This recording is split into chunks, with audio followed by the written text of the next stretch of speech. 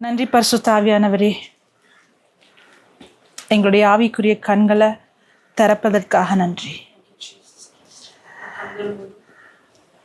எங்களுக்கு அறியாத பல ரகசியங்களை உம்முடைய கிருபை இந்த காஸ்பல் சுவிசேஷத்தை எங்களுக்கு வெளிப்படுத்துறதுக்காக நன்றி. எளிமையான முறையில் எங்களுக்கு நீங்கள் கற்றுக் கொடுக்கறதுக்காக நன்றி. நன்றி ஆண்டவரே, எங்களோட பலத்தினாலோ எங்களுடைய கிருகைகள்னாலோ அல்ல, உம்முடைய கிருபையினால், உம்முடைய ஆவியினால். நன்றி பரிசுத்த ஆவியானவரே, நீங்கள் எங்களை எதற்காக அழைச்சிருக்கிறீங்களோ அந்த அழைப்பை நாங்கள் நிறைவேற்றுறதுக்காக, அந்த அழைப்பின்படி நாங்கள் வாழ்வதற்காக, உங்களுடைய திட்டத்திற்கு நாங்கள் கீழ்ப்படிந்து அந்த திட்டத்தை நிறைவேற்றுறதுக்கு உங்கள் கிருபை எங்களுக்கு கொடுத்ததுக்காக நன்றி. நன்றி பரிசுத்த ஆவியானவரே, உம்முடைய வார்த்தையை நீங்கள் அதிசயங்கள் மூலமாக எங்களுக்கு உறுதிப்படுத்துறதுக்காக நன்றி. இயேசுவின் நாமத்தில் ஜெபிக்கிறோம் பிதாவே, ஆமென். ஹல்லேலூயா. ரொம்ப நாள் ஆச்சு தமிழில் ரீச் பண்ணி பேசி. Praise God. ஹல்லேலூயா.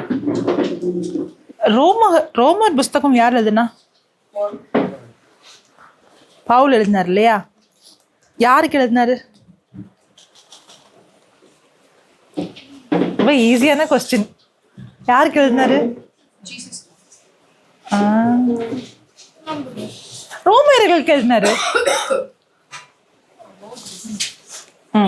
யாரை பத்தி எழுதினான்னு சொல்லல, யாருக்கு எழுதினாருன்னு சொன்னேன். அது ஒரு லெட்டர். அவர் யாருக்கு எழுதினாரு? ரோமியர்களுக்கு எழுதாரு இல்லையா? அப்போ அந்த ரோமன்ஸ்ல ரெண்டு விதமான ஆட்கள் இருக்காங்க. ஒன்று யூதர்கள், இயேசு கிறிஸ்துவை ஏற்றுக்கிட்டவங்க. இன்னொருத்தவங்க யாரு? யூதர்கள் அல்லாத வேற்றினத்தார், அவங்களும் இயேசு கிறிஸ்துவை ஏற்றுக்கிட்டாங்க. இவங்க ரெண்டு பேருக்கும் என்ன எழுதுறாரு? கடிதம் எழுதுறாரு. Praise God. எதை பற்றி எழுதுறாருன்னா காஸ்பலை பற்றி எழுதுறாரு. எதை பற்றி எழுதுறாரு? காஸ்பிள். காஸ்பிள் தமிழ் என்ன? நற்செய்தி, சுவிசேஷம், நற்செய்தி இல்லையா? நற்செய்தினா என்ன? லிட்டரல் டிரான்ஸ்லேஷன் பண்றீங்க. நற்செய்தினா குட் நியூஸ். குட் நியூஸ்னா என்ன? 2 marks question. Explain. நற்செய்தினா என்ன? ரைட் ஆன்சர், ராங் ஆன்சர்லாம் கிடையாது. சும்மா சொல்லுங்க. நற்செய்தி, நாங்கள் நற்செய்தி அறிவிக்க போகிறோம் சொல்கிறோங்க அப்படின்னா என்ன? உள்ள இருந்து ஆன்சர் இது பாருங்க. ஜீசஸ் கிரைஸ்ட் அறிவிக்கிறது. சரி, வேற? பைபிள் எல்லாமே நற்செய்தியா?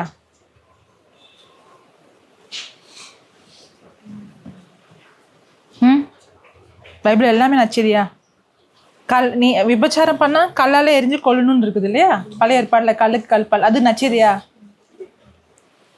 அப்ப நற்செய்தி என்னது? அப்ப நற்செய்தி என்னது?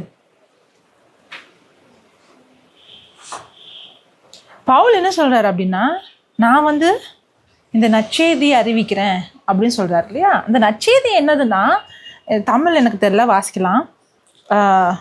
ரோமையர் புஸ்தகம் 1வது அதிகாரம் 16வது வசனம். யாராவது வாசிங்க. 16வது வசனம். கிறிஸ்துவின் என்ன சுவிசேஷம்? கிறிஸ்துவின் சுவிசேஷத்தை குறித்து நான் வெட்கப்படேன். கிறிஸ்துவின் அப்படின்னா என்ன அர்த்தம்? அப்படின்னா அதுல ஏதோ வெக்கம் இருக்குன்னு அர்த்தம் இல்லையா? கிறிஸ்துவை பத்தி பேசுறதுல ஏதோ ஒரு வெக்கம் இருக்கு. அதனாலதான் நான் கிறிஸ்துவின் சுவிசேஷத்தை அறிவிக்கிறதுக்கு வெட்கப்பட மாட்டேன் சொல்றாரு. அதுவும் அந்த காலத்துல இந்த பவுல் சவுலா இருந்தார் இல்லையா? இந்த கிறிஸ்தவர்கள்லாம் எப்படிப்பட்டவங்களா இருந்தாங்க? கிறிஸ்தவர்கள்லாம் எப்படி இருந்தாங்க?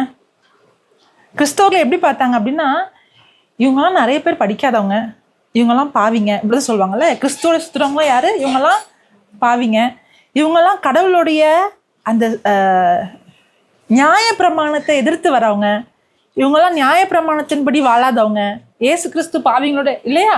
அவங்க எல்லாரும் ஒரு மாதிரி கழிக்கப்பட்டவங்க மாதிரி, ஒதுக்கப்பட்டவங்க மாதிரி, கடவுளுடைய செயலுக்கு கடவுளுடைய நியாயப்பிரமாணத்தை எதிர்த்து வர மாதிரி பார்த்தாங்க. இந்த சவுலே என்ன பண்ணாரு அப்படின்னா, யாரெல்லாம் கிறிஸ்தவங்களோ அவங்கள என்ன செஞ்சாரு, அவங்கள வந்து பர்சிக்யூட் பண்ணாரு, கொல்லவும் செஞ்சாரு இல்லையா சவுலா இருக்கும்போது. அப்போ நீ கிறிஸ்துவோடு இருக்கிறன்றது ஒரு பெருமையான விஷயம் கிடையாது. நீ கிறிஸ்துவோடு இருக்கிறன்றது ஒரு பெருமையான விஷயம் கிடையாது.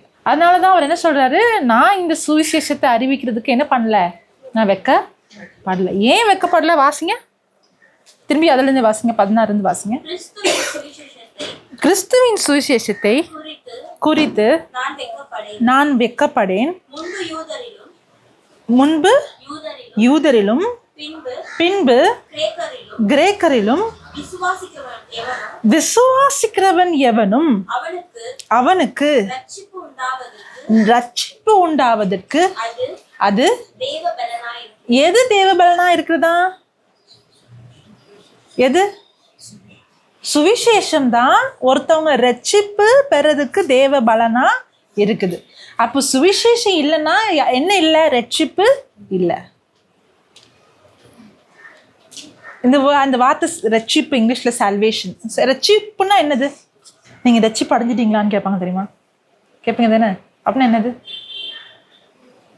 சால்வேஷன் அப்படின்னா ஒரு கம்ப்ளீட் பேக்கேஜ் இல்லையா? மறுபடியும் பறக்கிறோம் அப்படின்ற சொல்றோம் இல்லையா, அது வந்து அதோடைய ஒரு பகுதி தான். ஆனா அதுதான் தொடக்கம். ஒருத்தவங்க எப்போ மறுபடியும் பிறக்கிறாங்களோ அப்போ என்னவா ஆறாங்க? அவங்க ஒரு புதிய படைப்பாக மாறுறாங்க. கிறிஸ்துவுக்குள் யாரெல்லாம் இருக்கிறாங்களோ அவங்கெல்லாம் யாரு? ஒரு புதிய படைப்பு. பழையன கழிந்து புதியன. உலகத்திலே மிகப்பெரிய அற்புதம் அப்படின்னா மறுபடியும் பிறக்கிறது தான். உலகத்திலே மிகப்பெரிய அற்புதம் என்னது? ஒருத்தவங்க மறுபடியும் பிறக்கிறது. அவங்களுடைய பழைய சுபாவம் போய் அவங்க புதிய மனிதராக, புதிய சிருஷ்டியாக ஆறாங்க. எப்படி ஒருத்தவங்க புதிய சிருஷ்டி ஆறாங்க? எப்படி ஒருத்தவங்க மறுபடியும் பிறக்கிறாங்க? நிக்கோடேமஸ்க்கு இந்த கேள்வி இருந்துச்சு இல்லையா? என்ன கேள்வி இருந்தது? நான் எப்படி நித்திய வாழ்வு பெற முடியும்? அதுக்கு இயேசு என்ன சொல்றாரு? நீ மறுபடியும் பிறக்காவிட்டால் நீ நித்திய வாழ்வு பெற முடியாது. அதுக்கு அப்போ அவர் கொஸ்டின் கேட்கிறாரு, எப்படி நான் மறுபடியும் பிறக்க முடியும்? எங்க அம்மா வயிற்றுக்குள்ள போயிட்டு நான் மறுபடியும் பிறக்க முடியுமா அப்படின்னு கேட்கிறாரு இல்லையா? ஏன்னா அவருக்கு என்ன புரியல? மறுபடியும் பிறக்கிறதுனா என்னன்னு புரியல. நமக்கு புரிஞ்சிருச்சா? மறுபடியும் பிறக்கிறது என்னது? அப்போ எத்தனை பேர் மறுபடியும் பிறந்திருக்கீங்க? கை தூக்குங்க. எத்தனை பேர் மறுபடியும் பிறந்திருக்கீங்க? தெரியாதா?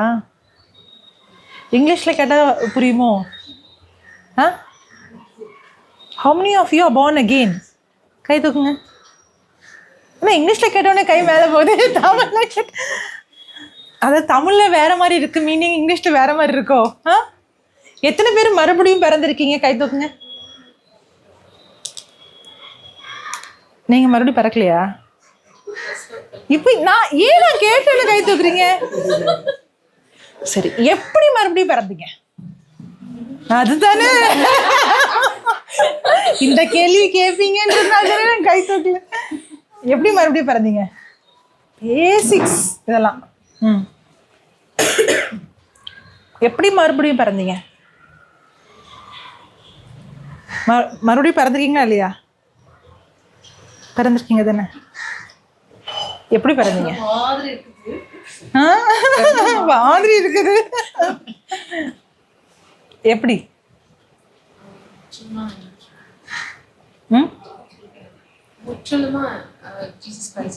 ஏத்துக்கிட்டீங்க?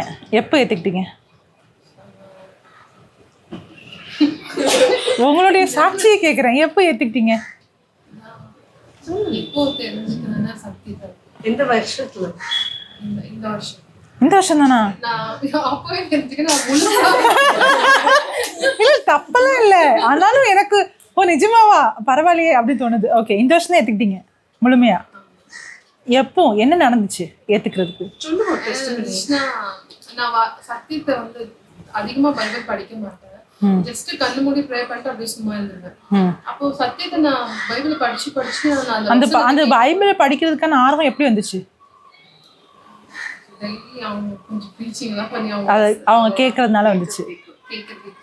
Okay okay. நீங்க எப்படி வந்தீங்க, பிறந்தீங்க, மறுபடியும் பிறந்தீங்க? மறுபடியும் சொல்லிட்டோம், ரொம்ப சிக்னஸோட வந்தாங்க இந்த வீட்டுக்கு. நிறைய depression. But the more she heard the word of God, sickness எல்லாம் போய் போச்சு. ஜாப்ல ஒரு நல்ல வேலை கிடைச்சிச்சு. எல்லாத்துலயுமே blessing பார்க்கறாங்க. blessings தான். praise God. thank you Jesus. வேற யாராவது சொல்லுங்க பார்க்கலாம். நான் ஹெல்த் இஷ்யூஸ்ல இருந்து ரொம்ப இதாக வந்துட்டேன். ஸோ நவ் டோட்டலாக ஃபைவ். அதுக்கப்புறம் ப்ளஸ் ஸ்டடீஸ் வந்து அவ்வளோ ஏர் ஆகிடுச்சு. மக்கள் சொன்னால் இப்போ எப்படி இந்த மாற்றம் வந்துச்சு? 2 years. அது என்ன நடந்துச்சு? ஃபர்ஸ்ட் லைக் நான் பெட்ல இருந்தேன். ஸோ அண்ணா வந்து யார் உங்க அண்ணா? ஓகே. ஸ்ட்ரீட் அண்ணா வந்து லைக் ஜாயின் கிளாஸ் எடுக்கிறாங்க, கண்டினியூ பண்ணேன். ஸோ உங்களுக்கு சேஞ்சஸ் தெரியும் அப்படி. ஸோ கண்டினியூ பண்ணுறேன். லைக் இது கூடவே அந்த சேஞ்சஸ் தெரியுது. நான் தங்கச்சி கூட வர ஸ்டார்ட் பண்ணேன். ஸோ அவங்களுக்கும் ஒன்று சேஞ்சஸ். praise God. நல்லா இந்த டெஸ்டிமோனியெல்லாம் கேட்கும்போது முதல் தடவை நம்ம பிறக்கிறோமா, நம்மளுடைய அம்மா வயிற்றுலேருந்து பிறக்கிறோமா, ஒரு அப்பா அம்மாவுடைய வித்துல தான் ஒரு குழந்தை பிறக்குது இல்லையா? வித்து இல்லாமல் என்ன இல்லை, பிறப்பு இல்லை. அது செடி, மரங்கள், மிருகங்கள் எல்லாவற்றிலையுமே அது உண்டு. வித்து இல்லாமல் என்ன இல்லை, பிறப்பு இல்லை. எல்லாத்துலேயுமே என்ன இருக்குது, ஒரு வித்து. கடவுள் எல்லாவற்றையும் படைக்கும்போது ஒரு வித்தோடு அவர் வந்து படைச்சார். அந்த வித்து தான் என்ன ஆகும், மல்டிப்ளை ஆகும். வித்து இல்லாமல் என்ன இல்லை, பிறப்பில்லை. ஆனால் ஆண்டோட வார்த்தை என்ன சொல்லுதுன்னா, ஆண்டோட வார்த்தை வந்து ஒரு வித்துக்கு ஒப்பானது. 1 பேதுரு 1:23 வாசிங்க. அழிவுள்ள வித்தினாலே அல்ல, என்றென்றைக்கும் நிற்கிறதும் ஜீவன் உள்ளதுமான தேவ வசனமாகிய அழிவில்லாத வித்தினாலே மறுபடியும் ஜெனிப்புன்னா என்னது, பிறக்கிறது இல்லையா? ஓகே, திரும்பி வாசிங்க. இப்போதான் எல்லாரும் கவனிக்கிறாங்கன்னு நினைக்கிறேன். வாசிங்க மறுபடியும். கவனமா கேளுங்க. அழிவுள்ள வித்தினாலே அல்ல, என்றென்றைக்கும் நிற்கிறதும் ஜீவன் உள்ளதுமான தேவ வசனமாகிய அழிவில்லாத வித்தினாலே மறுபடியும் ஜெனிப்பிக்கப்பட்டீர்கள். எப்படி மறுபடியும் ஜெனிப்பிக்கப்பட்டிருக்கிறோம்? எப்படி மறுபடியும் பிறந்திருக்கோமா? அழியாத வித்தினால். அந்த அழியாத வித்து என்னது? அந்த அழியாத வித்து என்னது? அதான் வார்த்தை, இறைவா. திரும்பி வாசிங்க. அத அழிவுள்ள வித்தின். நான் பிறக்கும் போது, அம்மாவுடைய வயிற்றுலேருந்து பிறக்கும் போது அழிவுள்ள வித்திலிருந்து பிறந்தோம் இல்லையா? கரப்ஷன் இருந்த அந்த விதையிலிருந்து பிறந்தோம். அதனாலதான் யார் யாரெல்லாம் ஆதாம் கிட்ட இருந்து வந்தாங்களோ அவங்க எல்லாத்துலயுமே சாபத்துல இருந்து பிறந்தாங்க. ஏன்னா ஆதாம் பாவம் பண்ணா அவன்கிட்ட இருந்து வந்தவங்க, அவர்கிட்ட இருந்து வந்தவங்க எல்லாரும் பாவ சுபாவத்துல வந்தாங்க. அதனாலதான் நோய், கஷ்டம், துன்பம், வறுமை இதெல்லாம் இருக்குது. அது ஏன்னா அழிகின்ற வித்தினால் நம்ம பிறந்தோம். ஆனா மறுபடியும் பிறக்கும் போது அழிகின்ற வித்தினால் இல்லை, அழியாத வித்தினால் பிறந்திருக்கோம். வித்து இல்லாம என்ன இல்லை, பிறப்பு இல்லை. அதே மாதிரி நம்ம மறுபடியும் பிறக்கணும், புதிய சிருஷ்டி ஆகணும் அப்படின்னா அதுக்கு ஒரு வித்து தேவை, அதுக்கு ஒரு விதை தேவை. அந்த விதை என்ன விதை? இறை வார்த்தை. அந்த ஆண்டவருடைய வார்த்தை, அந்த இறை வார்த்தை தான் என்னது, ஒரு வித்து. அது என்ன வித்து? அழியாத ஒரு வித்து. அந்த வித்து இல்லாம, அந்த வார்த்தை இல்லாம யாருமே என்ன செய்ய முடியாது, மறுபடியும் பிறக்க முடியாது.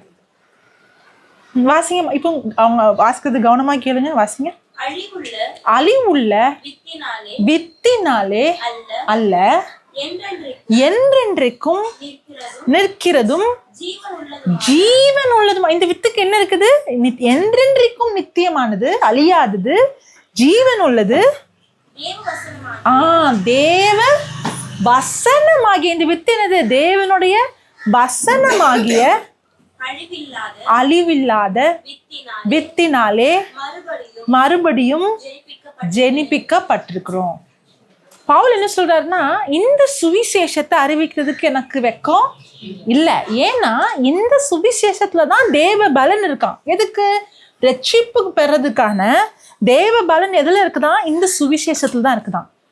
அந்த அந்த அழியாத வித்துல தான் இருக்குதான். அந்த நித்தியமாக வாழ்கின்ற அந்த வார்த்தையில தான் இருக்குதான்.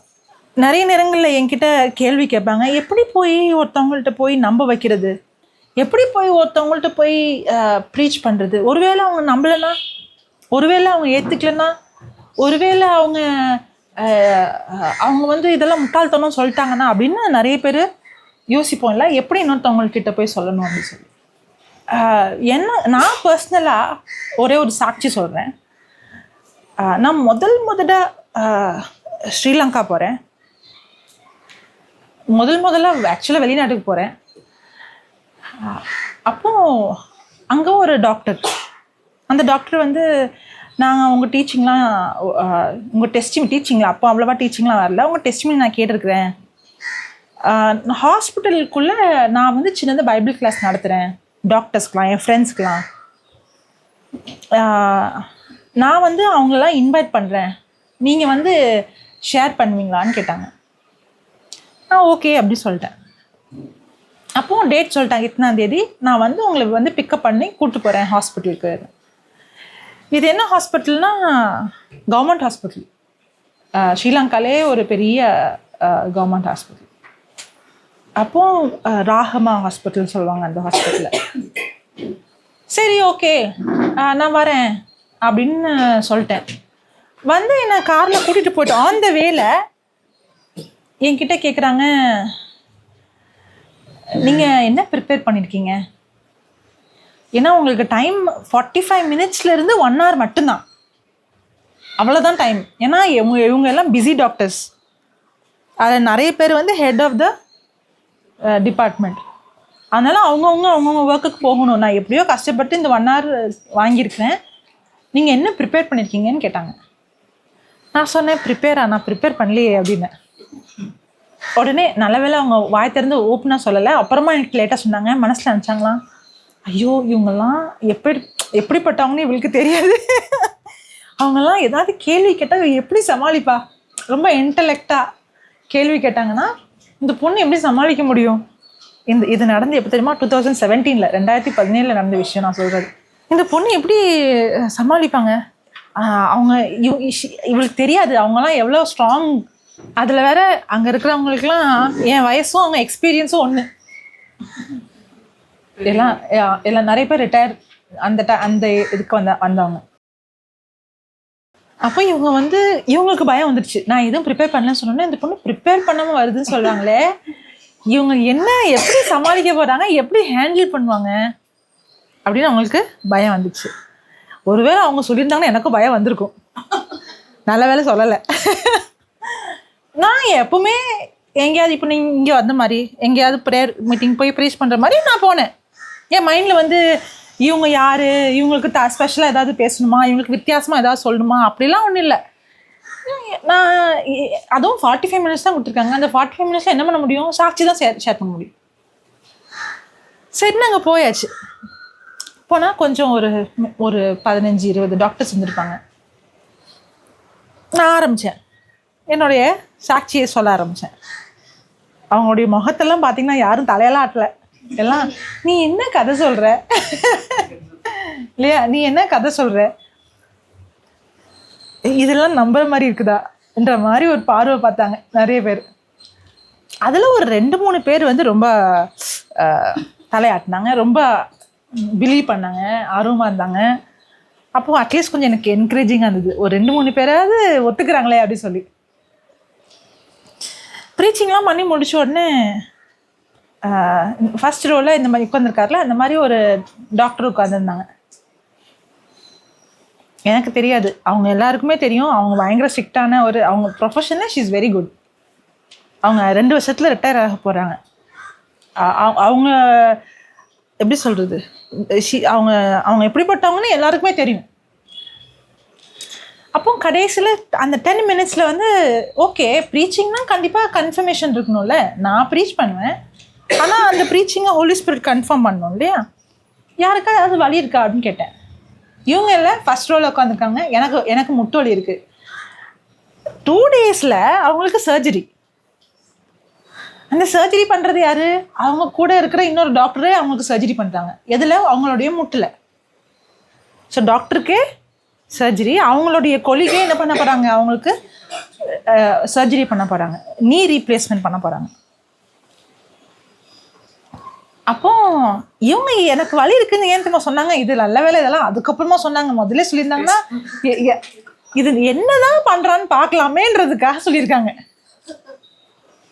என்னதான் இவங்க என்னதான் பண்றாங்க, இது என்னதான் நடக்குதுன்னு நம்ம டெஸ்ட் பண்ணிடலாம் அப்படின்றதுக்காக ஆமா எனக்கு வலி இருக்கு சொல்லியிருக்காங்க. ஆனா நான் எப்படி எடுத்துக்கிட்டேன்? என் மைண்ட்ல என்ன தெரியுமா? நீ விசுவாசிக்கணும் இல்ல, நீ யூ ஹேவ் டு பிலீவ். அதான் என் மைண்ட்ல நான் நினைக்கிறது. நிறைய நேரங்கள் நம்ம நினைக்கிறது தான் கரெக்ட் கிடையாது. அவங்க சொல்லியிருந்தாங்கன்னா நானே உங்களுக்கு விசுவாசம் இல்லைன்னு நானே அந்த இடத்துல என்ன பண்ணியிருப்பேன்? ஸ்டாப் பண்ணியிருந்துருக்கலாம். ஆனால் அவங்க அதை பற்றி எதுவுமே சொல்லலை, உள்ளுக்குள்ளே நினச்சிருக்காங்க டெஸ்ட் பண்ணலான்னு.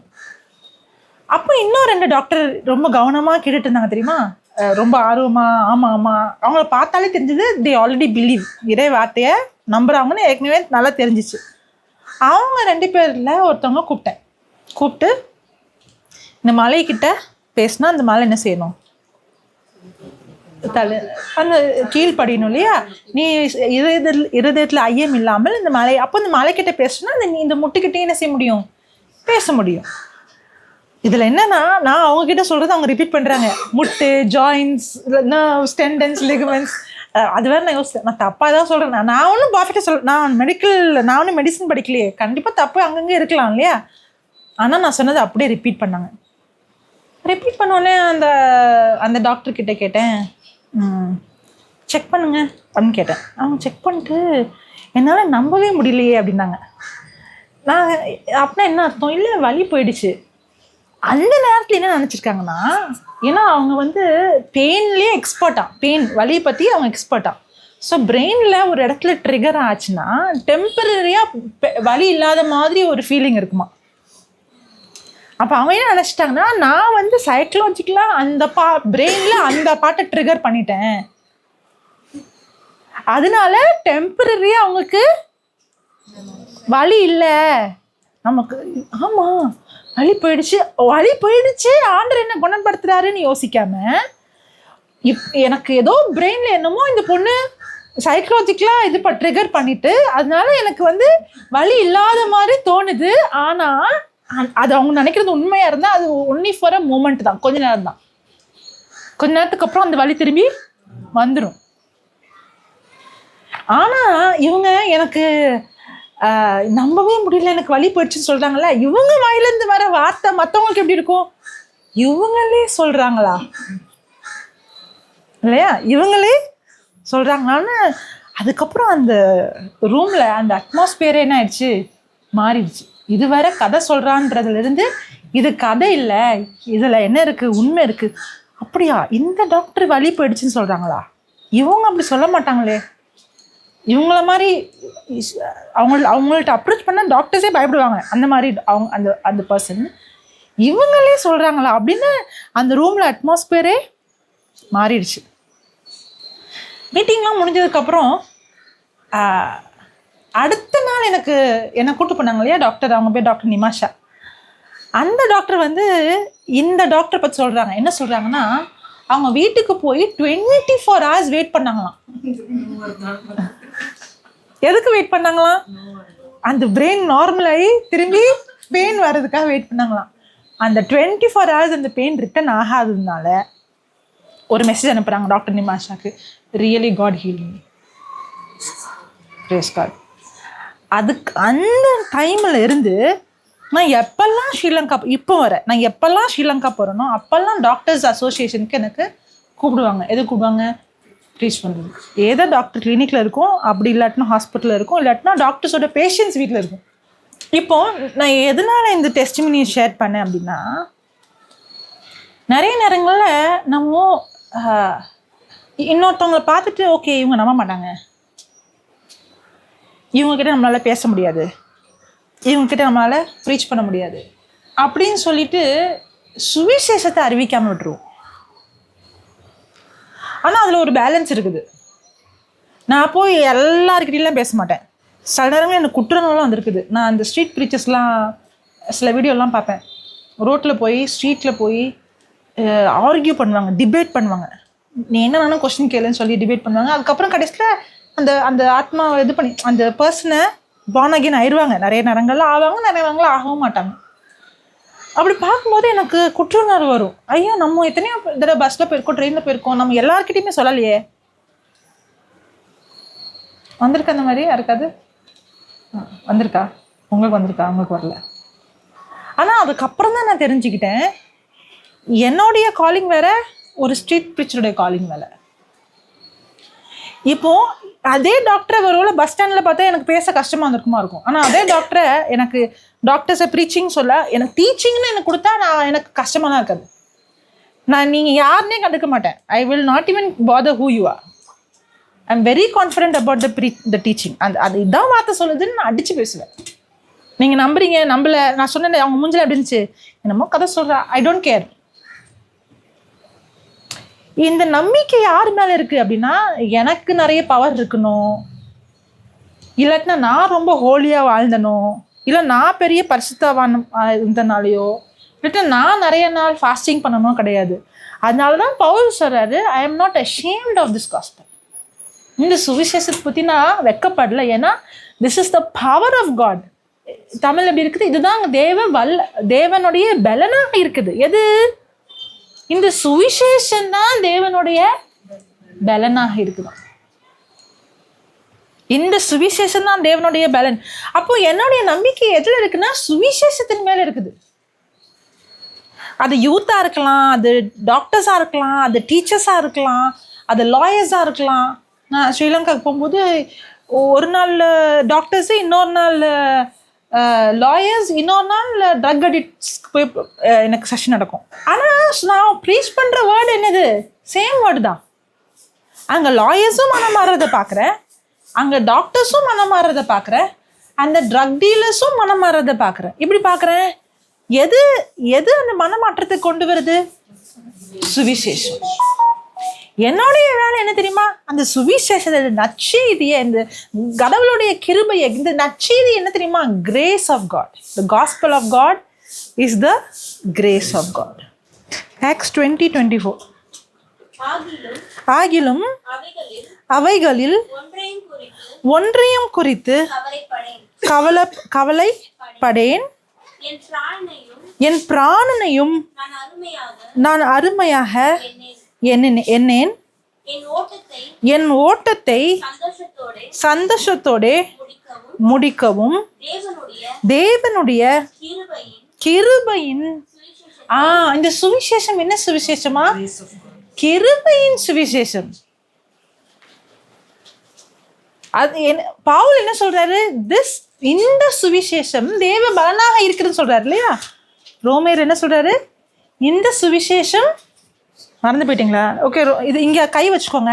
ரோமேயர் 1:16 வாசிங்க மறுபடியும்.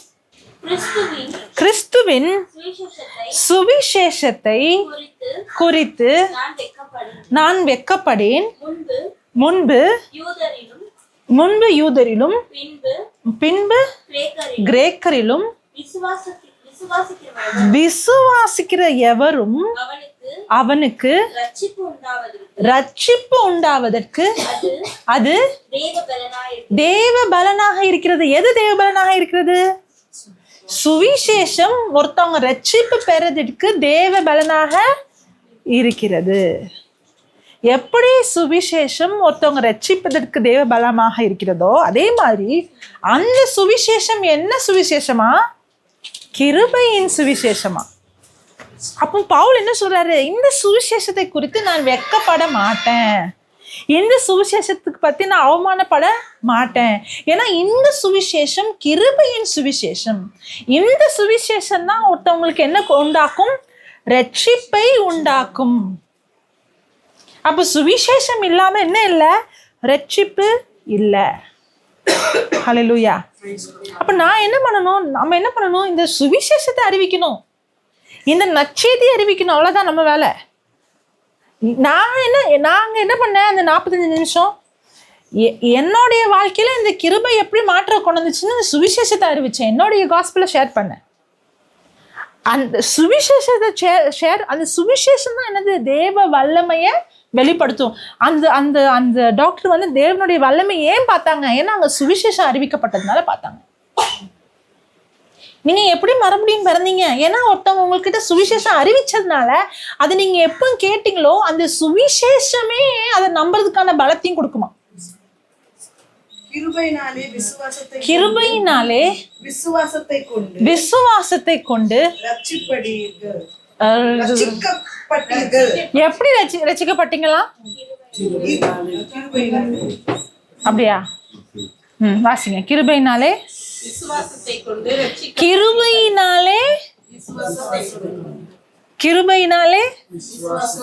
கிருபையா விசுவாசமா? இப்போ கிருபையினாலே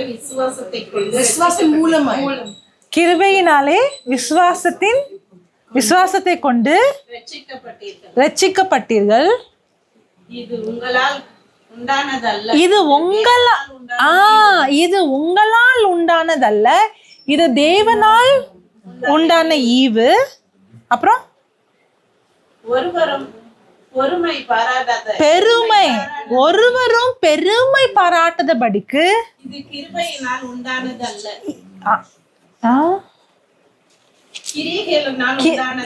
கிரிகைகளினால், என்னடா அது கிருபையினால் உண்டானது சொல்லிட்டாங்க, கிரிகைகளினால் உண்டானதல்ல, மாறாக. அதுக்கப்புறம் விசுவாசத்தை கொண்டு ரட்சிக்கப்பட்டீர்கள். இது உங்களால் உண்டானதல்ல, இது தேவனுடைய ஈவு. ஒருவரும் பெருமை பாராட்டாதபடிக்கு இது கிரியைகளினால் உண்டானதல்ல. அவ்வளவுதான், அதோட முடியுது. Okay, praise the Lord, hallelujah. Next continuation இருக்குது, மறுபடியும் புது சிருஷ்டியா. ஏனெனில் நற்கிரியைகளை செய்கிறதற்கு நாம் கிறிஸ்து இயேசுவுக்குள் புது சிருஷ்டிக்கப்பட்டு தேவனுடைய தமிழ் படிக்கிறது ரொம்ப கஷ்டமா இருக்குன்னு நடக்கும்படி அவர் முன்னதாக அவரை பண்ணியிருக்கிறார். Price God. ஓகே, இந்த வசனம் என்ன சொல்லுதுன்னா, நம்ம கிருபையினாலும் விசுவாசத்தின் மூலமாக நாம் ரட்சிக்கப்பட்டிருக்கிறோம். இது நம்மளால அல்ல, ஆனா தேவனுடைய ஈவன் இருக்காதுல்ல, தேவனுடைய ஈவனால. இங்கிலீஷ்ல எப்படி இருக்குன்னா, it's by grace through faith, it's not by our own selves but by the gift of God அப்படின்னு இருக்குது இல்லையா, அவருடைய கிஃப்ட். அப்போ யாருமே எப்படி ரட்சிக்கப்படல, அவங்களுடைய சொந்த பலத்தினால ரட்சிக்கப்படலை. இது கடவுள் நம்ம கொடுத்துருக்கிற ஒரு கிஃப்ட். இது எப்படி நடக்குதுன்னா, கிருபையினாலும் விசுவாசத்தின் மூலமாகவும் ஒருத்தவங்க ரட்சிக்கப்படுறாங்க. இந்த கிருபை அப்படின்னா என்னது, இப்பதான் பார்த்தோம். இந்த சுவிசேஷம் எப்படிப்பட்ட சுவிசேஷம், கிருபையின் சுவிசேஷம். பவுல் என்ன சொல்றாரு, நான் இந்த சுவிசேஷத்தை பத்தி நான் வெட்கப்படலை, ஏன்னா இதுதான் தேவ பலனா இருக்கிறதா. எதுக்கு தேவ பலனா இருக்குதா, ஒருத்தவங்க ரட்சிப்பு பெறதுக்கு தேவ பலனா எது இருக்குதா, இந்த கிருபை தான் இருக்குதான். கிருபையினாலையும் விசுவாசத்தின் மூலமாகவும் நம்ம எப்படி என்ன பண்றோமா, ரட்சிப்பு அடையிறோம். கிருபை அப்படின்னா நான் ஏற்கனவே படிச்சது தான், புதுசு இல்லை. கிருபை அப்படின்னா கடவுள் கிறிஸ்து நம்மீது வச்சிருக்கிற நிபந்தனை இல்லாத அன்பு தான். கிருபைன்னு என்னது, அவர் நம்ம மேல வச்சிருக்கிற அது அந்த அன்கண்டிஷனல், அன்டிசர்வ்டு, அன்ஏர்ன்டு. அதை நான் ஏர்ன் பண்ண முடியாது. நம்ம யாராலையுமே என்ன செய்ய முடியாது. நான் சோஷியல் சர்வீஸ் பண்ணுறேன், நான் அன்னதானம் பண்ணுறேன், நான் பரிசுத்தமாக வாழ்கிறேன், நான் இதெல்லாம் பண்ணுறதுனால கடவுளை ஏற்றுக்குவார்னு சொல்லவே முடியாது. ஏன்னா பைபிள் என்ன சொல்லுது, எல்லோரும் பாவம் செஞ்சோமா, எல்லோரும் பாவம் செஞ்சு எல்லோரும் வழி தவறி போகணும். அப்போ கடவுள் நம்ம எந்த அளவுக்கு பரிசுத்தமாக இருக்கிறோமோ அந்த அளவுக்கு நம்மளை அவர் அன்பு செய்கிறாருன்னா யாரையுமே அன்பு செய்ய முடியாது. ஏன்னா எவனுமே பரிசுத்தவான் அல்ல. ஒருவேளை நான் உங்களோட கம்பேர் பண்ணும்போது நான் உங்கள அளவுக்கு மோசம் கிடையாது சொல்லிக்கலாம். ஆனால் கடவுளுடைய கண் முன்னாடி என்ன அர்த்தம், எல்லோரும் ஆவிகள் தான், எல்லோரும் ஒரே மாதிரி தான். அப்போ இந்த கிருபைனா என்னன்னா, மனிதன் கடவுளை தேடி போகல, கடவுள் நம்மளை தேடி வர. நிறைய நான் நினைச்சது உண்டு. நான் ஆண்டவரை தேடி போனேன், நான் வந்து தேடினேன், அவர் எனக்கு தேடுங்கள் கண்டடைவீர்கள் நினைச்சேன், அப்படிதான் நினைச்சேன். ஆனா அப்படி கிடையாது. நான் அவரை தேடி போறேன், அது சுவிசேஷம் கிடையாது. கடவுள் நம்மளை தேடி மனிதராக வந்தார். அவர் அவருடைய இடத்தை விட்டு என்ன செஞ்சாரு? அவர் வந்து மனுஷனாக அடிமையாக இந்த உலகத்துக்கு வந்தார். அதுதான் அவருடைய அன்பு. அதனாலதான் ரோமையர் 5 என்ன சொல்றாரு அப்படின்னா, இந்த நல்ல ரோமையர் 5:5 வாசிங்க. மேலும் நமக்கு அருளப்பட்ட பரிசுத்த ஆவியினாலே தேவ அன்பு நம்முடைய இருதயங்களில் ஊற்றப்படுகின்றபடி அந்த நம்பிக்கை நம்மை வெட்கப்படுத்தாது. அந்த நம்பிக்கை யார் மேல இருக்கு? நம்பிக்கை நம்ம மேல இருக்கிற நம்பிக்கையா? அவர் நம்ம மீது வச்சிருக்கிற அன்பின் நம்பிக்கையா? நம்ம மேல இருக்க நம்பிக்கைனா நம்ம நல்ல ஹோலியா இருக்கும்போது தைரியமா இருப்போம். தப்பு பண்ணிட்டேன்னா நம்ம நம்பிக்கையே இருக்காது இல்லையா? நம்ம நம்பிக்கை யார் மேல இருக்கிற நம்பிக்கை? அவருடைய அன்பின் மேல இருக்கிற நம்பிக்கை. அப்புறம் தொடர்ந்து வாசிங்க. அன்றியும் நாம் பலனற்றவர்களாக இருக்கும் பொழுது குறித்த காலத்தில் கிறிஸ்து அக்கிரமக்காரருக்காகவா இல்லாட்டினா நல்லவர்களுக்காகவா? நீ நல்லவனா முதல்ல நீ மனம் மாறு, அதுக்கப்புறம் நான் உனக்காக செய்யறேன்னு சொன்னாரா? இல்ல, அக்கிரமக்காரருக்காக மரித்தார். யாருக்காக மரித்தாரா? அப்புறம் தொடர்ந்து வாசிங்க. நீதிமானுக்காக ஒருவன் மரிக்கிறது அரிது இல்லையா? ஒருத்தவங்க சொல்லுவாங்க தெரியுமா, நான் தீ குளிச்சேன் இவருக்காக, இவங்க அப்படிலாம் சொல்லுவாங்க இல்ல, சொல்லுவாங்க உனக்காக நான் உயிரையே கொடுப்பேன் சொல்லுவாங்க. யாருக்காக சொல்லுவாங்க? கிரிமினலுக்காக சொல்லுவாங்களா? ஹீரோக்காக சொல்லுவாங்களா? இல்லையா? கிரிமினல் ஒரு கெட்டவனுக்காக நான் உனக்காக உயிரை கொடுப்பேன்னு சொல்லுவாங்களா? இல்லையா? ஒரு துரோகி கிட்ட போய் நீ எனக்கு துரோகம் பண்ணிட்டேன்னு தெரிஞ்சே நான் உனக்காக என் உயிரே கொடுப்பேன்னு சொல்லுவாங்களா? அதான் இது நடக்காத விஷயம். அப்படியே ஒருத்தவங்க உயிர் கொடுத்தான்னு யாரு கொடுப்பாங்க? பிடிச்சவங்களுக்காக, ஒரு நல்லவங்களுக்காக, ஒரு தியாகிக்கு, ஒரு நேர்மையாளருக்காக ஒருத்தவங்க உயிர் கொடுக்கலாம். அப்படி சொன்னானு, உயிர் கொடுக்குறேன்னு சொன்னானு இல்லையா? அதான் அவர் சொல்றாரு. வாசிங்க மறுபடியும். நீதிமானுக்காக ஒருவன் மரிக்கிறது அரிது. அப்படியே மரித்தானும் நீதிமானுக்காக ஒருத்தவங்க மரிக்கிறது அரிது. நல்லவனுக்காக ஒருவேளை ஒருவன் மரிக்க துணிவான். நல்லவனுக்காக ஒருவேளை ஒருத்தவங்க மரிக்கிறதுக்கு துணிலாம், ஒருவேளை நடக்கலாம். ஆனா நாம் பாவிகளாக இருக்கையில் கிறிஸ்து நமக்காக மரித்ததினாலே தேவன் நம்மில் வைத்த தமது அன்பை விளங்க பண்ணுகிறார். அதுதான் கிருபை. அவரு நல்லவங்களுக்காக மரிக்கல, துரோகம் பண்ணவங்களுக்காக மரித்தார். நம்ம பாவத்துல இருந்து மாறினதுக்கு அப்புறம் நமக்காக மரிக்கல, நம் பாவிகளாக இருக்கும் போதே நமக்காக அவர் மரித்தார். அந்த பெண்ணை சந்திக்கிறார் தெரியுமா? அந்த சமாரியா பெண்ணை சந்திக்கிறார் இல்லையா? நீ தூய்மையான வாழ்க்கையை வாழு, மனம் மாறு, உன் வாழ்க்கையை மாற்று, அதுக்கப்புறம் உனக்கு நித்திய வாழ்வு தரேன்னு சொன்னாரா? இல்ல, அவ பாவியாக இருக்கும் போதே நான் கொடுக்குற தண்ணீரை நீ குடித்தனா, நான் கொடுக்குற அந்த ஜீவ தண்ணீரை நீ குடிச்சுன்னா நீ தாகமே உனக்கு இருக்காதுன்னு சொல்றாரு இல்லையா? அது என்னது? நித்திய வாழ்வு, புதிய வாழ்வு, மறுபடியும் பிறக்கிற வாழ்வு. அது என்ன தெரியுமா? அதுதான் ரட்சிப்பு. இந்த ரட்சிப்பு எதுல இருக்குதான்? சுவிசேஷத்துல இருக்குது. அதனாலதான் பவுல் என்ன சொல்றாரு, நான் இந்த சுவிசேஷத்தை அறிவிக்கிறதுக்கு வெட்கப்பட மாட்டேன். ஏன்னா இந்த சுவிசேஷம் தேவனுடைய கிருபையின் சுவிசேஷம். இந்த சுவிசேஷம் தான் தேவனுடைய பலனாக இருக்குது ஒருத்தவங்க ரட்சிப்பு பெறதுக்கு. ஏன்னா இந்த சுவிசேஷம் மனுஷன் எப்படிப்பட்டவனா இருக்கிறான்றது காட்டாது, ஆனா தேவனுடைய அன்பு எப்படிப்பட்டதுன்றது வெளிப்படுத்துறதுதான் இந்த சுவிசேஷம். அந்த அன்பு எப்படிப்பட்ட அன்புனா, நல்லவனுக்காக மரித்த அன்பு கிடையாது, பாவிக்காக மரித்த அன்பு. அதனாலதான் பவுல் என்ன சொல்றாருன்னா, இந்த சுவிசேஷத்தை அறிவிக்கிறதுக்கு நான் வெட்கப்பட மாட்டேன். ஏன்னா அதுதான் தேவ பலனாக இருக்குது அப்படின்னு சொல்றார். ஹல்லேலூயா. நம்மளுடைய வேலை என்னது? இந்த சுவிசேஷத்தை அறிவிக்கிறது.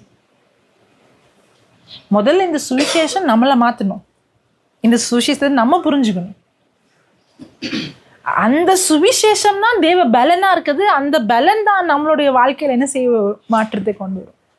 இப்போ நான் வாய் தெரிஞ்சு அந்த சுவிசேஷத்தை அறிவிக்கும் பொழுது அந்த சுவிசேஷத்தை ஒருத்தவங்க கேட்குறாங்க இல்லையா, அது கேட்கும் பொழுது அந்த சுவிசேஷத்தை நம்புறதுக்கான அந்த ஆற்றல் அந்த சுவிசேஷத்திலே இருக்குது. நான் சொன்னேன் இல்லையா, டாக்டர்ஸ் கிட்ட போய் நான் போய் எப்படிதான் அவங்க நம்ப வைக்கணும், மண்டையை போட்டு உடைக்கணும்னு அவசியம் கிடையாது. அவங்க அந்த சுவிசேஷத்தை நம்புறதுக்கான அந்த பலன், அந்த வல்லமை அந்த சுவிசேஷத்திலே இருக்குது. அதனாலதான் இது கிருபையினால் விசுவாசத்தின் மூலமாக ஒருத்தவங்க ரட்சிக்கப்படுறாங்க. அது அவங்களால அல்ல, இது தேவனுடைய ஈவுன்னு இருக்குது இல்லையா, அது அவர் நமக்கு கொடுத்துருக்கிற கிஃப்ட்ன்னு இருக்குது. அப்போ அந்த விசுவாசிக்கிற அந்த விசுவாசமும் ஒரு கிஃப்ட் தான். இன்னும் நிறைய பேர் சொல்லுவாங்க, சிலருக்கு விசுவாசம் இருக்குது, சிலருக்கு விசுவாசம் இல்லை. ஒருத்தவங்க விசுவாசிக்கிறாங்க, இன்னொருத்தவங்க விசுவாசிக்கல. ஆனா இல்ல குட் நியூஸ் என்னன்னா, அந்த விசுவாசம் என்கிட்ட இல்லாட்டாலும் பரவாயில்ல, நான் அந்த சுவிசேஷத்தை கேட்கிறேன்ல, கேட்கும் பொழுது அது விசுவாசிக்கிறது அந்த பலனும் அது அந்த சுவிசேஷத்துல இருக்குது. அதனாலதான் பவுல் என்ன சொல்றாரு, இந்த சுவிசேஷம் தான் ஒருத்தவங்க ரட்சிப்பு பெறதுக்கான பலன் சொல்றாரு. அதனாலதான் விசுவாசம் எப்படி வருமா, இறை வார்த்தையை கேட்கறதுனால வரும். கேட்க கேட்க வரும்.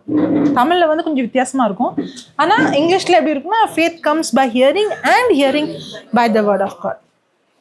கேள்வி தமிழ்ல எப்படி இருக்குன்னா, விசுவாசம் கேள்வினால் வரும், கேள்வி இறை வார்த்தையை கேட்பதன் மூலமாக வரும் இருக்கு. ரெண்டுக்கும் அர்த்தம் ஒண்ணுதான். அப்போ உங்களுடைய வேலையும் என்னுடைய வேலையும் என்ன தெரியுமா, கேட்கறது. எதை கேட்கறது? அந்த பலன் எங்க இருக்குது, அதை நம்புறதுக்கான ஆற்றல் எங்க இருக்குது, அதான் குட் நியூஸ். ஹல்லேலூயா, தேங்க்யூ ஜீசஸ். இந்த ரோமேயர் புஸ்தகம் இருக்குல்ல, ஒரு கடைசி ஒரு 2-3 மாசமா நான் இந்த ஃபர்ஸ்ட் சாப்டர் செகண்ட் சாப்டர்ல தான் உட்காந்துருக்கேன். அதை தாண்டி என்னால் போகவே முடியல. Brace God. ஓகே, பவுல் வந்து இந்த லெட்டர் எப்படி எழுதுறாருன்னா, நான் ஒரு சம்மரி மாதிரி சொல்கிறேன்னே. அவர் ஆரம்பிக்கிறாரு, நான் வந்து சர்வெண்ட் ஆஃப் ஜீசஸ் கிரைஸ்ட்னு ஆரம்பிக்கிறாரு. ஆரம்பிச்சுட்டு அதுக்கப்புறமா அந்த கிறிஸ்துவ பற்றி, கிறிஸ்து எப்படி என்னை அழைச்சிருக்கிறான்னு சொல்கிறாரு, கிறிஸ்துவ பற்றி சொல்கிறாரு. அதுக்கப்புறம் என்ன சொல்கிறாருன்னா, நான் உங்களை வந்து சந்திக்கணும்னு விரும்புகிறேன், ஆனால் என்னால் சந்திக்க முடியாமல் இருக்கிறேன். ஆனால் தேவ சித்தம் இருந்தால் நான் நிச்சயமாக உங்களை வந்து சந்தித்து உங்களோட நான் என்னோடய விசுவாசத்தை பகிர்ந்து கொள்வேன். நம்ம ஒருத்தர் என்கரேஜ் பண்ணலாம் ஃபேத்லன்னு சொல்கிறாரு. என்ன என்கரேஜ் பண்ண போகிறாருன்னா, அதுக்கப்புறம் அந்த மேட்ரு சொல்கிறாரு, காஸ்பலுக்கு வராரு. இந்த காஸ்பல் தான் நான் உங்ககிட்ட ப்ரீச் பண்ணணும், இதை தான் நான் ஷேர் பண்ணணும், இதை தான் நான் வந்து கிரேக்கர்களுக்கும் யூதர்களுக்கும் கடன்பட்டிருக்கிறேன் அப்படின்னு சொல்றாரு. சொல்லிட்டு என்ன சொல்றாரு, ஏன்னா இந்த சுவிசேஷம் தான் தேவ பலனாக இருக்குது, இந்த சுவிசேஷம் தான் ஒருத்தவங்களுக்கு ரட்சிப்பு உண்டாக்கும் சொல்லிட்டு, அதுக்கப்புறமா 18வது வசனத்துல இருந்து அவர் என்ன சொல்றாரு, நான் ஏற்கனவே சொன்ன மாதிரி 2 தரப்பான மக்கள் கிட்ட அவர் பேசுறாரு. ஒன்று வந்து யூதர்களாக இருந்து ஆபிரகாமுடைய சந்ததியிலிருந்து மனம் மாறி கிறிஸ்துவை ஏற்றுக்கிட்டு மறுபடியும் பிறந்தவங்க. இன்னொருத்தவங்க யாருன்னா கிரேக்கர்கள் இல்லையா, ஜென்டைல்ஸ். அவங்க யாரு, அவங்க ஆபிரகாமுடைய வழிமரபில் வராதவங்க, வேற்றினத்தார் இல்லையா. அவங்களும் சுவிசேஷத்தை கேட்டு என்ன செஞ்சிருக்காங்க, மனம் மாறியிருக்காங்க. இந்த 18வது வசனத்துல இருந்து அவர் யாரை பத்தி பேசுறாருன்னா, இந்த யூதர்கள் அல்லாதவர்கள், இல்லாட்டா உண்மையான கடவுளை அறியாதவர்கள், அவங்கள பத்தி பேசுறாரு. ஹல்லேலூயா. ஓகே, அதுக்குள்ள பொறுக்குமா நான் சில கேள்வி கேட்குறேன். சுவிசேஷம்னா என்னன்னு பார்த்தோம், கிருபைன்னு பார்த்தோம் இல்லையா. சுவிசேஷம்னா the gospel of God is the grace of God. நற்செய்தி என்பது கிருபையின் நற்செய்தி அப்படின்னு பவுல் சொல்றார் இல்லையா? பவுல் சவுலாக இருந்தார் இல்லையா? அப்போ அங்க அங்க அந்த பழைய உடன்படிக்கையில என்ன இருந்தது? நியாய பிரமாணம் இருந்தது இல்லையா? லா, மோசையின், இன்னும் சுலபமா சொல்றதா மோசையின் கட்டளைகள். நியாய பிரமாணம்னா மோசையின் கட்டளைகள். அந்த கட்டளைகள் என்ன சொல்லுங்க பார்க்கலாம். Simple question. நான் 10 கட்டளைகள் வரிசையாக சொல்லுங்கலாம் சொல்லலை. உங்களுக்கு தெரிஞ்ச 2-3 கட்டளை சொல்லுங்க பார்க்கலாம். Honor your father and mother. Do not commit adultery. You shall not kill. You shall not steal. You shall not steal. You shall not worship Other God. Only one God. சரி, ஓகே. ஏன் இந்த கட்டளைகளை கொடுத்தாரு? புதுசாலாம் கேள்வி கேட்கல, ஏற்கனவே கேட்ட கேள்விகள். Because of the word law, they don't practice the law. Okay. They're ungodly. They don't know what to do, what not to do. Okay, அதனால ஓகே, சரி என்ன தப்புன்னு தெரியாது, அதனால கொடுத்தாரு இல்லையா? ஓகே. ஆமாவா இல்லையா? ஆமாவா இல்லையா? ஆமாவா இல்லையா? ஆமாம். எப்போ இந்த கட்டளை கொடுத்தாரு? மேலே போகும்போது.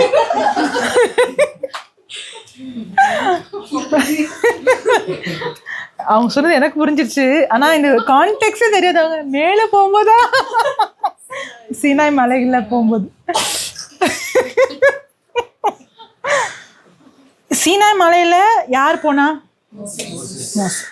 மோசைக்கு முன்னாடி யார் இருந்தா? மோசைக்கு முன்னாடி யாரை பத்தி பேசப்பட்டிருக்கு பைபிள்ல? யோசேப்பு, ஜோசப் இல்லையா? ஜோசப்னாலதான் எல்லாரும் எகிப்து நதிக்கு வந்து அடிமையானாங்க. இல்லாட்டினா யார் எகிப்துல இருந்தா? யோசேப்பு கூட எத்தனை பேர் இருந்தாங்க? ஆமா. யோசேப்போட அப்பா, அவர் பேர் என்ன? யாக்கோப். யாக்கோப். நீங்க இங்கிலீஷ்ல சொல்லுங்க, தமிழ்ல சொல்றாங்க, வித்தியாசம். யாக்கோப். யாக்கோபுக்கு கூட பிறந்தாங்க ஈசா. யாக்கோபுக்கும் ஏசாவுக்கும் அப்பா யாரு? ஐசக். ஐசக் அப்பா யாரு? இப்ராஹிம். இவங்களுக்குலாம் ஏன் சட்டம் கொடுக்கப்படல? அப்ப அவங்க தப்பா எப்படின்னா வாழ்ந்துட்டு போயிடலாமா? சரி தவறு தெரியாம. அதுக்கு முன்னாடி யோசேப் இருந்தாங்க, யோசேப்ப சகோதரர் இருந்தாங்க, யாக்கோப் இருந்தாரு, ஏசாவு இருந்தாரு, ஆபிரகாம் இருந்தாரு. அதுக்கு முன்னாடி இன்னும் நிறைய பேர் இருந்தாங்க, நோவா இருந்தாரு.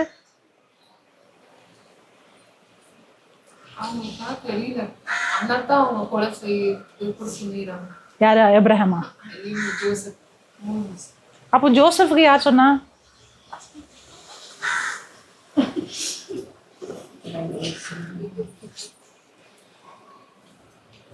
ஜோசப் கொடுத்து அவருக்கு கூட ரகசியமா கொடுத்தாரோ? இதெல்லாம் கட்டளைகள், கொலை செய்யாம, திருடாம இரு. யோசேப்புக்கு மட்டும் ரகசியம் கொடுக்கப்பட்டுச்சா?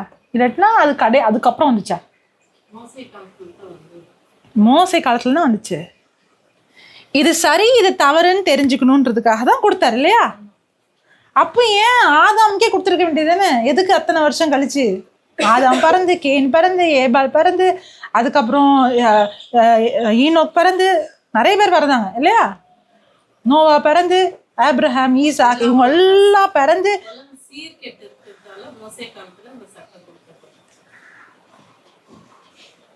அதுக்கு முன்னாடி நோவா காலத்துல தான் உலகத்தை அழிச்சாரே, உலகம் இதாயிடுச்சுன்னு சொல்லி. மோசே ஆபிரகாம் காலத்துல சோடம் கோமராவை இது அழிக்கல, அப்பவுமே கொடுத்துருக்கலாம்ல.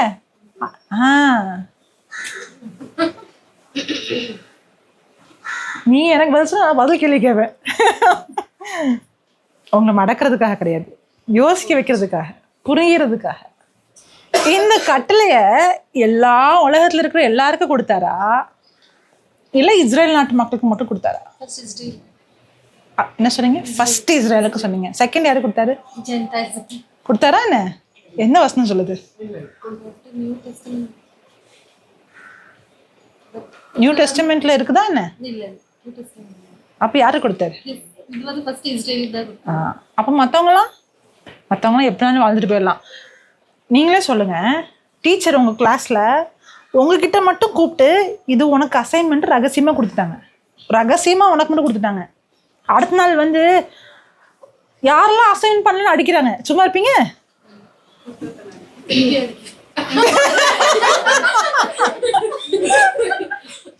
நீங்க டீச்சரா? டீச்சர் அடிச்சிருக்கீங்களோ? டீச்சரே அடி பண்றாங்க திரும்பி.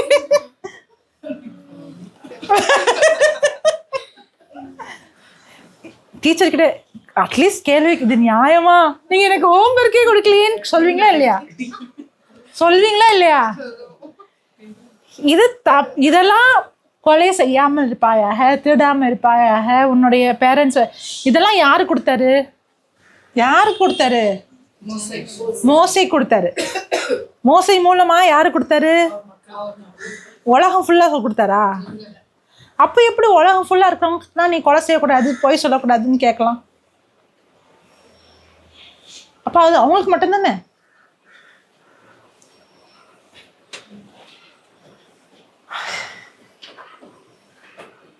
இப்படிலாம் எனக்கு கேள்வி வருது, உங்களுக்குலாம் கேள்வி வராதா? இருக்கிற கொஞ்சம் நம்பிக்கையும் போயிடும் இப்படிலாம் கேள்வி கேட்ட. அப்படிதானே? அப்ப மற்றவங்களாம் என்ன ஆனாங்க? பவுல் வந்து சும்மா இந்த கடிதம் எழுதல, இந்த கேள்விக்கெல்லாம் பதில் எழுதுறாரு. ஏன்னா அங்க யூதர்களும் மனம் மாறி இருக்காங்க, கிரேக்கர்களும் மனம் மாறி இருக்காங்க. ஆனா அவங்களுக்கு கேள்வி வராதா? இது இவங்களுக்கு கொடுக்கப்பட்டது கட்டளைகள், சட்டங்கள். அப்போ யூதர் நினைக்கிறாங்க எனக்கு கொடுக்கப்பட்டிருக்குது, நாங்களாம் ஸ்பெஷலு, எங்களை ஆண்டரை வச்சிருக்காரு, நீங்க கிடையாது. அப்போ கிரேக்கர்களுடைய மனுஷன் என்ன இருக்குது? எங்களுக்கு கொடுக்கப்படலையே, அவங்களுக்கு தான் கொடுக்கப்பட்டிருக்கு. அப்போ அவங்க தானே அதுக்கு வந்து ரெஸ்பான்சிபிள். டீச்சர் எனக்கு உங்களுக்கு தானே அசைன்மெண்ட் கொடுத்துருக்காரு, பக்கத்தில் இருக்கிறவங்களுக்கு பண்ணலன்னா அவங்க என்ன பண்ணுவாங்க? புரியுதா? இதுக்கெல்லாம் தான் பவுல் இந்த லெட்டர் எழுதுறாரு. இந்த சட்டம் இருக்கு இல்லையா, இந்த லா, இது சரி, இது தப்பு இல்லையா? திருடுறது தப்பு, கொலை பண்றது தப்பு. இந்த 10 கட்டளை நம்ம சின்ன வயசுல நம்ம சொல்லி கொடுத்துருக்காங்க. ஏன்னா நம்ம கிறிஸ்டியன் ஃபேமிலியில் பிறந்திருக்கோம், இல்லாட்டினா நம்ம கேட்டிருக்கோம் 10 கட்டளைகள், கமாண்ட்மெண்ட்ஸ் கேட்டிருக்கோம். ஒருவேளை நம்ம கிறிஸ்தவர் அல்லாத ஃபேமிலியில் பிறந்திருந்தோம் அப்படின்னா பொய் சொல்றது தப்புன்னு தெரியுமா தெரியாதா? யார் சொன்னா தெரியாதுன்னு? யார் சொன்னா தெரியாதுன்னு? தெரியும். நீங்க சொன்னீங்களா? உங்க பக்கத்து வீட்டுல ஒருவேளை கிறிஸ்தவர் அல்லாதவங்க இருக்காங்க வச்சுக்கோங்களேன், கொலை பண்றது தப்பு உங்களுக்கு தெரியுமாங்க, கொலை பண்றது தப்புன்னு போய் கேட்பீங்களா? உங்களுக்கு தெரியுமா கொலை பண்றது தப்பு அப்படின்னா அவங்க சொல்லுவாங்க உங்களுக்கு எழுதிருக்க எங்களுக்கும் தெரியும், நீங்க சொல்லலாம் வேணாம், எங்களுக்கு எழுதிலாம் கொடுக்க வேண்டாம், எங்களுக்கு தெரியும் ரேப் பண்ண தப்பு, கொலை பண்ண தப்பு, திருடினா தப்புன்னு எங்களுக்கு தெரியும். எப்படி தெரிஞ்சிச்சு? நமக்கு தானே கொடுத்தாங்க, அவங்களுக்கு எப்படி தெரிஞ்சிச்சு? கடவுள் மனுஷனை எப்ப படைச்சாரோ அப்ப மனுஷனுக்கு இது கெட்டது இது நல்லதுன்ற அறிவு கிடையாது. படைச்சப்போ இது கெட்டது இது நல்லதுன்ற அறிவு கிடையாது. ஆனா கடவுள் என்ன சொன்னார்னா, இந்த மரத்துல இருக்கிற கனியை நீ புசிக்கூடாதுன்னு சொன்னார். அது என்ன மரம்? தமிழ்ல சொல்லுங்க. நன்மை நன்மை தீமை அறிகின்ற அறிவின் மரம். இப்போ தெரியுதா எங்க வந்துச்சுன்னு? அது அது வந்து கடவுள் படைச்சதுனால வரல, மனுஷன் பண்ண பாவத்தினால வந்தது அந்த அறிவு. என்ன அறிவு? இது நன்மை இது தப்பு. நீங்க 10 கட்டளை எல்லாமே கொடுக்க வேணாம், அந்த அறிவு ஆதாம் பாவம் பண்ணப்பமே வந்துச்சு. என்ன அறிவு? சாபத்தினால வந்த அறிவு. அது என்ன இப்படிலாம் ப்ரீச் பண்றீங்க? நான் நல்லவனா வாழணும்னா நல்லது தீமை தெரிஞ்சுதானே வாழணும்? கிடையாது. மனுஷனை ஆண்டவர் படைக்கும் போது எப்படி படைச்சார் தெரியுமா? நம்ம அவரை தெரிஞ்சுக்கிறதுக்காக படைச்சார். தீமையினுடைய அறிவே இல்லாம அவரை மட்டும். அந்த கனியை சாப்பிடுற எண்ணம் எப்போ வந்துச்சு? அந்த வார்த்தை கேட்டதுனால வந்துச்சு, அந்த இன்ஃபர்மேஷன் வந்ததுனால வந்துச்சு.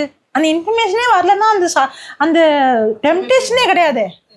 எப்போ அந்த கனியை சாப்பிட்டாங்களோ அப்போன்னா அந்த அறிவையும் பெற்றுக்கொண்டாங்க. என்ன அறிவு? இது நன்மை இது தீமை.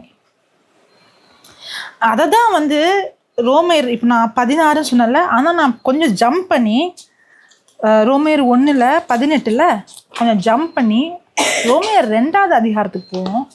அந்த மரம் வைக்கலனாக்கா அது தப்பே ஆயிட்டாது, ஏன் வைக்கணும்? ஓகே, அந்த கேள்வி பதில் சொல்லணும் முதல்ல. அதை ஏன் வச்சாரு? வைக்காமலே இருந்திருக்கலாம்ல. ஓகே, இது புரியணும்னா கொஞ்சம் கவனமாக கேட்கணும் நான் சொல்கிறது, சரியா?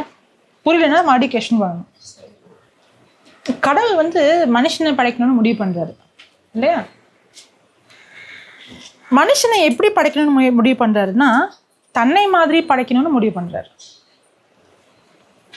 எப்படி முடிவு பண்ணுறாரு? தன்னை மாதிரி படைக்கணும். அது அங்கே தான் பிரச்சனையே வந்துச்சு.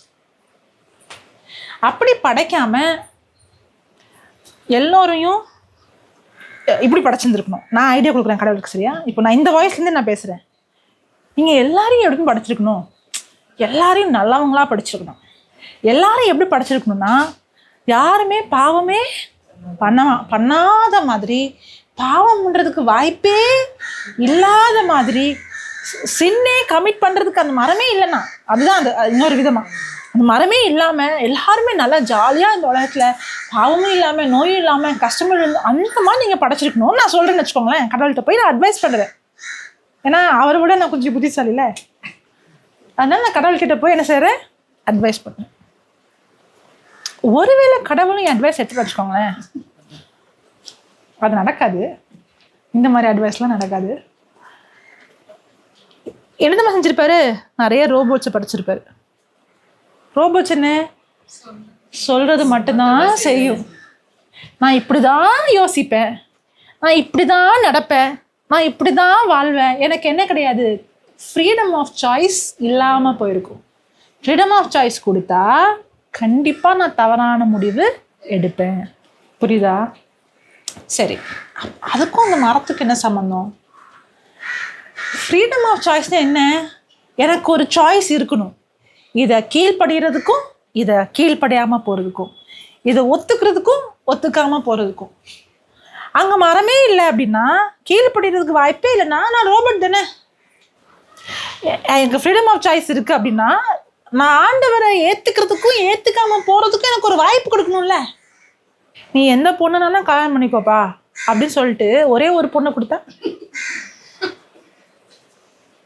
இப்படி சொன்னால் புரியுதோ? எனக்கு சூஸ் பண்ணி ரிஜெக்ட் பண்ணுறதுக்கு வாய்ப்பு கொடுக்கணும்ல, ஆப்ஷன் கொடுக்கணும்ல. ஒரே ஒரு பொண்ணை கொடுத்துட்டு நீ யாரை விரும்புறியோ கல்யாணம் பண்ணிக்கோ அப்படின்னா அதுக்கு பேர் சாய்ஸ் இல்லை, அதுக்கு பேர் கம்பல்ஷன். நீ வந்து நீ எப்படினாலும் வாழ்ந்துக்கோ, நீ கீழ்படியே என்னை ஏற்றுக்கோ, என்னை ஏற்றுக்காம போன்னு சொல்லிட்டாருன்னா அதுக்கு ஒரு வாய்ப்பு கொடுக்கணும்ல. அந்த வாய்ப்பு தான் அந்த மரம். கடவுள் மனுஷனை படைக்கிறதுக்கு தீர்மானம் பண்ணார் தெரியுமா? அப்பவுமே ஒரு பிரச்சனை இருந்துச்சு. அந்த பிரச்சனை என்னன்னா, நம்மள மாதிரி நம்ம இந்த மனுஷனை படைச்சோம் அப்படின்னா அப்போ இந்த மனுஷன் கீழ்படியாமல் போனா அவனுடைய சாய்ஸுக்கு கான்சிக்வன்சஸ் இருக்கு. அவன் தவறான தீர்மானம் எடுத்தா, அதாவது இதில் 2 சாய்ஸ் தான். ஒன்று வந்து என்னன்னா, நான் கடவுளை ஏற்றுக்கிறேன், இல்லைன்னா ஆண்டவர் ரிஜெக்ட் பண்ணுறேன், அவ்வளோதான். இதுதான் choice. I accept him R I reject him. இப்போ அவர் ரிஜெக்ட் பண்ணிட்டா அவர் எனக்கு வேண்டாம் என் வாழ்க்கையில், நானே என் வாழ்க்கைக்கு கடவுளாக இருந்துடுறேன். I will be the god of my world.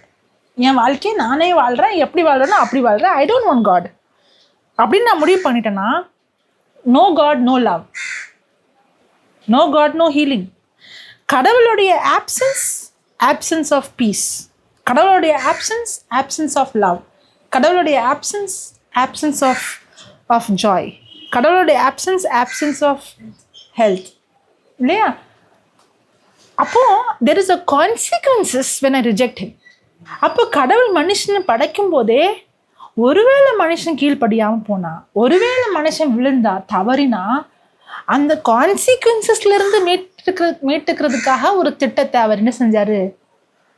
உண்டாக்குனாரு முதல்ல. அதுதான் மீட்பின் திட்டம், அதுதான் ரட்சிப்பின் திட்டம், அதான் சால்வேஷன். அதனாலதான் இறை வார்த்தை சொல்லுது, இந்த உலகம் உண்டாக்குறதுக்கு முன்னாடியே கிறிஸ்து நமக்காக மரித்தார்னு சொல்லுது. தேவகுமாரன் நமக்காக மரித்தார்னு வசனம் சொல்லு. அப்படின்னு என்ன அர்த்தம்? மனுஷனை படைக்க முன்னாடியே மனுஷனுக்காக அவர் மரிக்கிறத அவர் தீர்மானம் பண்ணிட்டார். நீங்களும் நானும் உண்டாறதுக்கு முன்னாடியே உங்களுக்காக மரிக்கணும்னு தீர்மானம் பண்ணிட்டார். அதான் கிருபை, அதான் அவர் நம்ம மேல வச்சிருக்கிற அன்பு. முதல்ல வந்தது சுவிசேஷம், முதல்ல வந்தது சால்வேஷன், முதல்ல கடவுள் பிளான் பண்ணது அவருடைய சாவு. அதுக்கப்புறம் தான் மனுஷனை படைச்சார். மனுஷன் பாவம் பண்ணதுக்கப்புறம் ஓகே இப்போ என்ன பண்ணலாம், சரி நம்ம சாவோமா, அப்படிலாம் கிடையாது.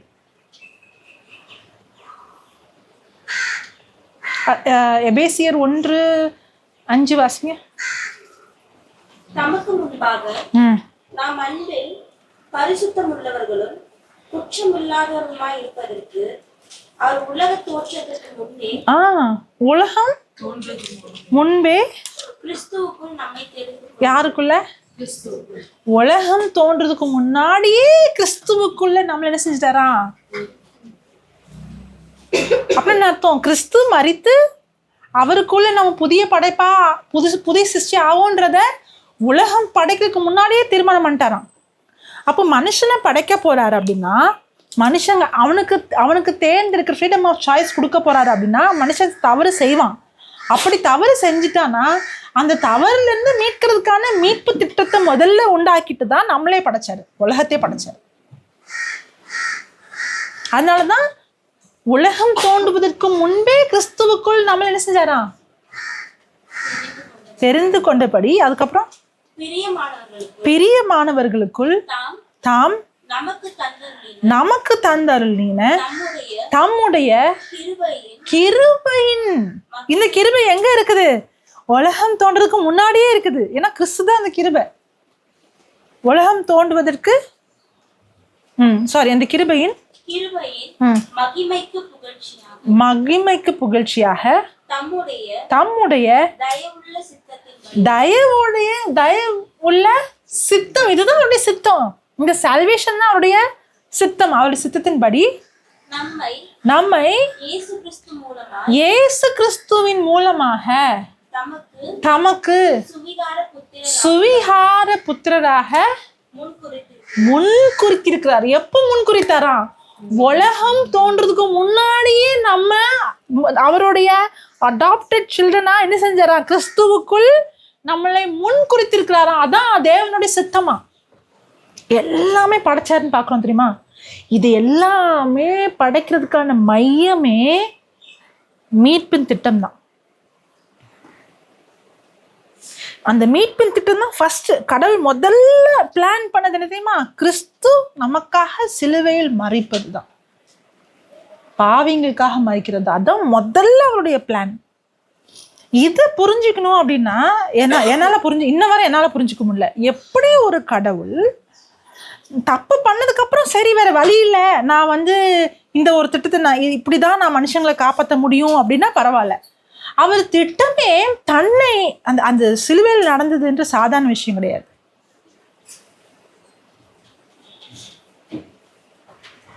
சிலுவையில் நடந்தது ஒரு விஷயம் சாதாரண விஷயம் அல்ல.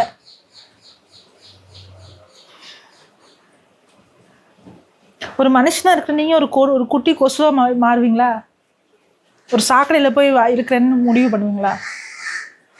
மாட்டீங்கல்ல. கடவுள் தன்னையே நிர்வாணமா பார்க்குறாரு, தன்னையே மற்றவங்க அவரை துப்புறதை பார்க்குறாரு, தன்னையே அடிக்கிறத பார்க்குறாரு, தான் படைச்ச படைப்பே அவரை அவமானப்படுத்துறத அதுதான் முதல்ல திட்டன்றாரு. அதுதான் அன்பு. அதுதான் என்னது? அன்பு. அதுவும் நல்லவங்களுக்காகவா? தன்னை அன்பு செஞ்சவங்களுக்காகவா? தன்னை துரோகம் பண்ணவங்களுக்காகவா? தன்னை துரோகம் பண்ணி தன்னை வெறுத்து தன்னை ஒதுக்கி தன்னை ஏற்றுக்காத மனுஷங்களுக்காக அவர் முதல்ல இடுற திட்டம். இப்போ நான் கடவுளோட இடத்துல இருக்குன்னு வச்சுக்கோங்களேன். நான் தான் ஆதியுமாக இறுதியுமாக இருக்கிறேன். எல்லாவற்றையும் நான் படைக்கிறேன்னா நான் என்ன பண்ணிப்பேன்? கோடிக்கணக்கா மில்லியன் கணக்கா நிறைய க்ரீச்சர்ஸை படைச்சிருப்பேன், வித்தியாசமாக படைச்சிருப்பேன், சூப்பர் பவர்ஃபுல்லாக படைச்சிருப்பேன். ஆனால் அவங்க எல்லாரும் என்ன செய்யணும்? என்ன வர்ஷிப் பண்ணணும். அப்படி தானே படைச்சிருப்போம். இந்த வேற ஒன்றும் இல்லை, ஸ்டார்ஸை பார்க்கணும்னு வச்சுக்கோங்க, நட்சத்திரங்களை பார்க்கணும்னு வச்சுக்கோங்களேன். அந்த நட்சத்திரங்கள், சில நட்சத்திரங்களை பார்க்கும்போது சூரியன் ஒன்றுமே கிடையாது, ரொம்ப சின்னதான். சூரியன் ஒன்றுமே கிடையாது, ரொம்ப சின்னது. ஆனால் அந்த நட்சத்திரங்கள் பல மடங்கு பெருசாக இருக்குது. ஆனால் அந்த நட்சத்திரங்கள் இன்ன வரை யாராலையும் எண்ண முடியல, கவுண்ட் பண்ண முடியல. அது மட்டும் கிடையாது, இப்போ நம்ம பூமி இருக்குன்னு வச்சுக்கோங்களேன், அது வந்து என்னது, அதோடைய ஆக்சஸில் ரெவால்வ், அது சுற்றுது இல்லையா, கரெக்டாக 24 hours, பகல் நைட். ஒரு நாளைக்கு 18 மணி நேரம், ஒரு நாளைக்கு 40 மணி நேரம் அப்படியே இருக்குது. ஏன்னா அதோடைய ஆர்பிட்டில் தான். கொஞ்சம் அந்த ஆர்பிட்டை விட்டு வெளியில் போயிட்டோம், இல்லாட்டினா நிலாவோ இல்லாட்டினா சூரியனோ அதோடைய சோலார் சிஸ்டத்தில் அதோடைய இதில் இருந்து வெளியில் போயிட்டோம், என்ன ஆகும், பூமியில் உயிரே வாழாது இல்லையா? அப்போ எல்லாமே பார்த்தீங்க அப்படின்னா ஒரு லா இருக்குது, ஒரு விதி இருக்குது. சும்மா ஏனோ தானே நடக்கல, எல்லாமே பர்ஃபெக்டாக இன்டாக்டாக நடக்குது. எல்லாமே பிரம்மாண்டமாக இருக்குது. மழை பெய்யறதுனாலும் சரி, அலை அடிக்கிறது, அந்த அலை தாண்டி வந்துச்சுன்னா முடிஞ்சு போச்சு கதை.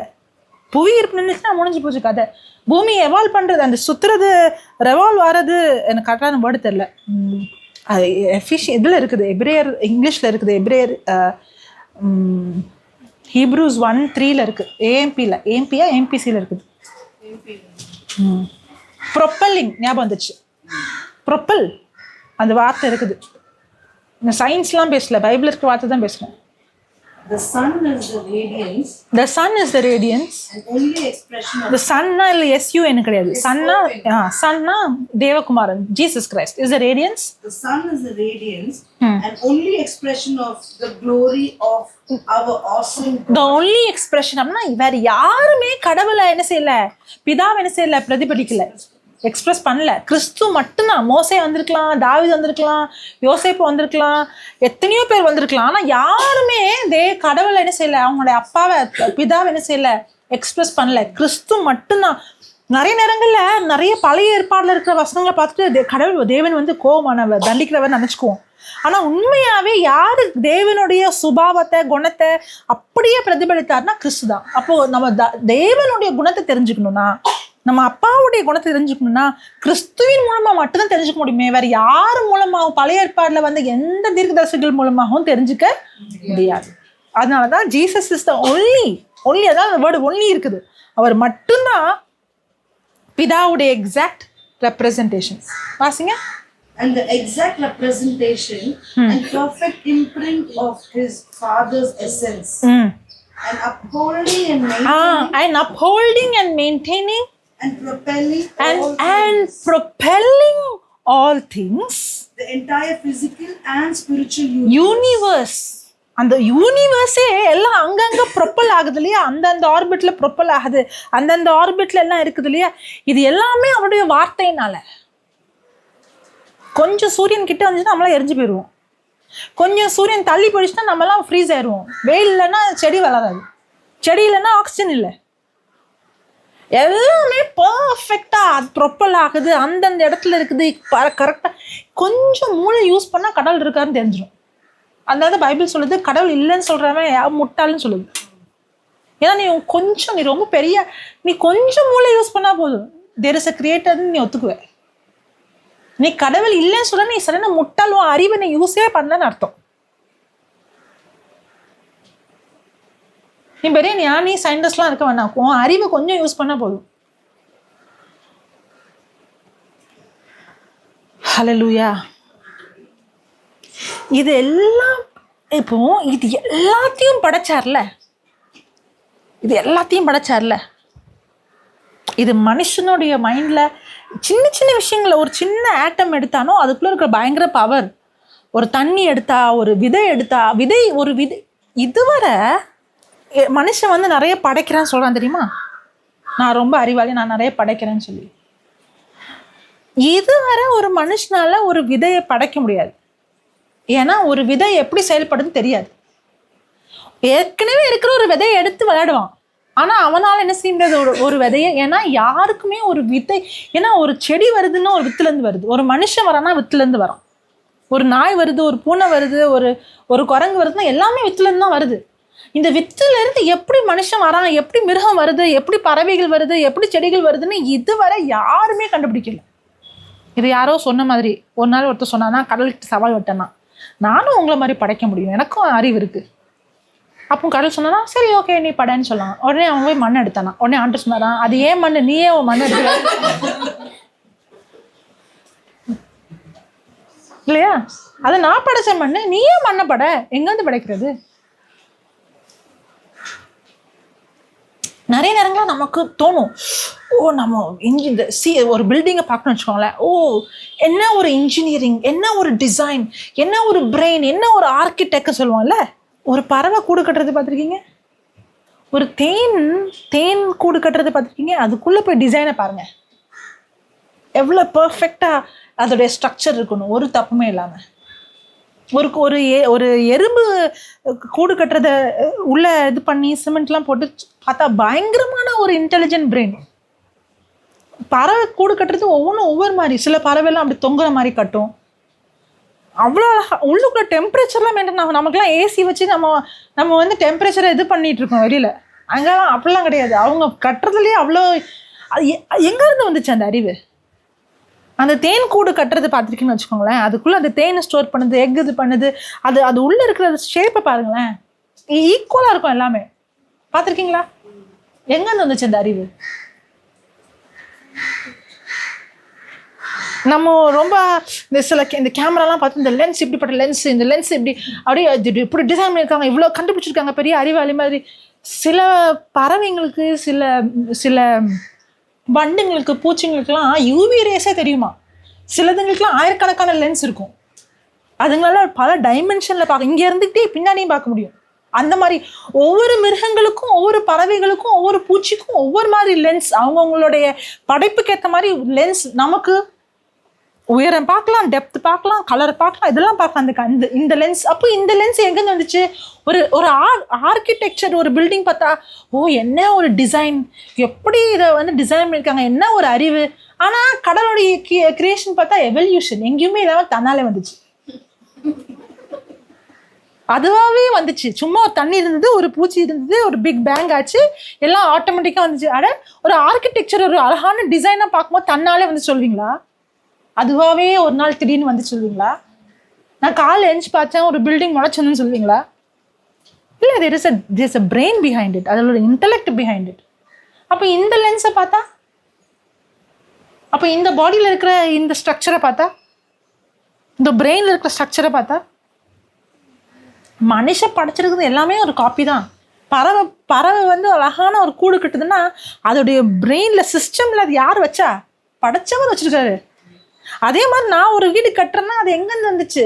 என் சிஸ்டமில் இருக்குது. அதனால தான் பரலோகத்தில் நான் உங்களுக்காக மேன்ஷன் வச்சுருக்கேன் சொல்கிறார் இல்லையா? அங்கே வந்து ரோடில் தங்கத்தில் நம்ம ரோடு போடுறோன்னு நம்மளுக்கு வந்துச்சா? நமக்குள்ளே ஏற்கனவே அந்த ரோடு போடுற சிஸ்டத்தை ஆண்டர் தான் கொடுத்துருக்காரு.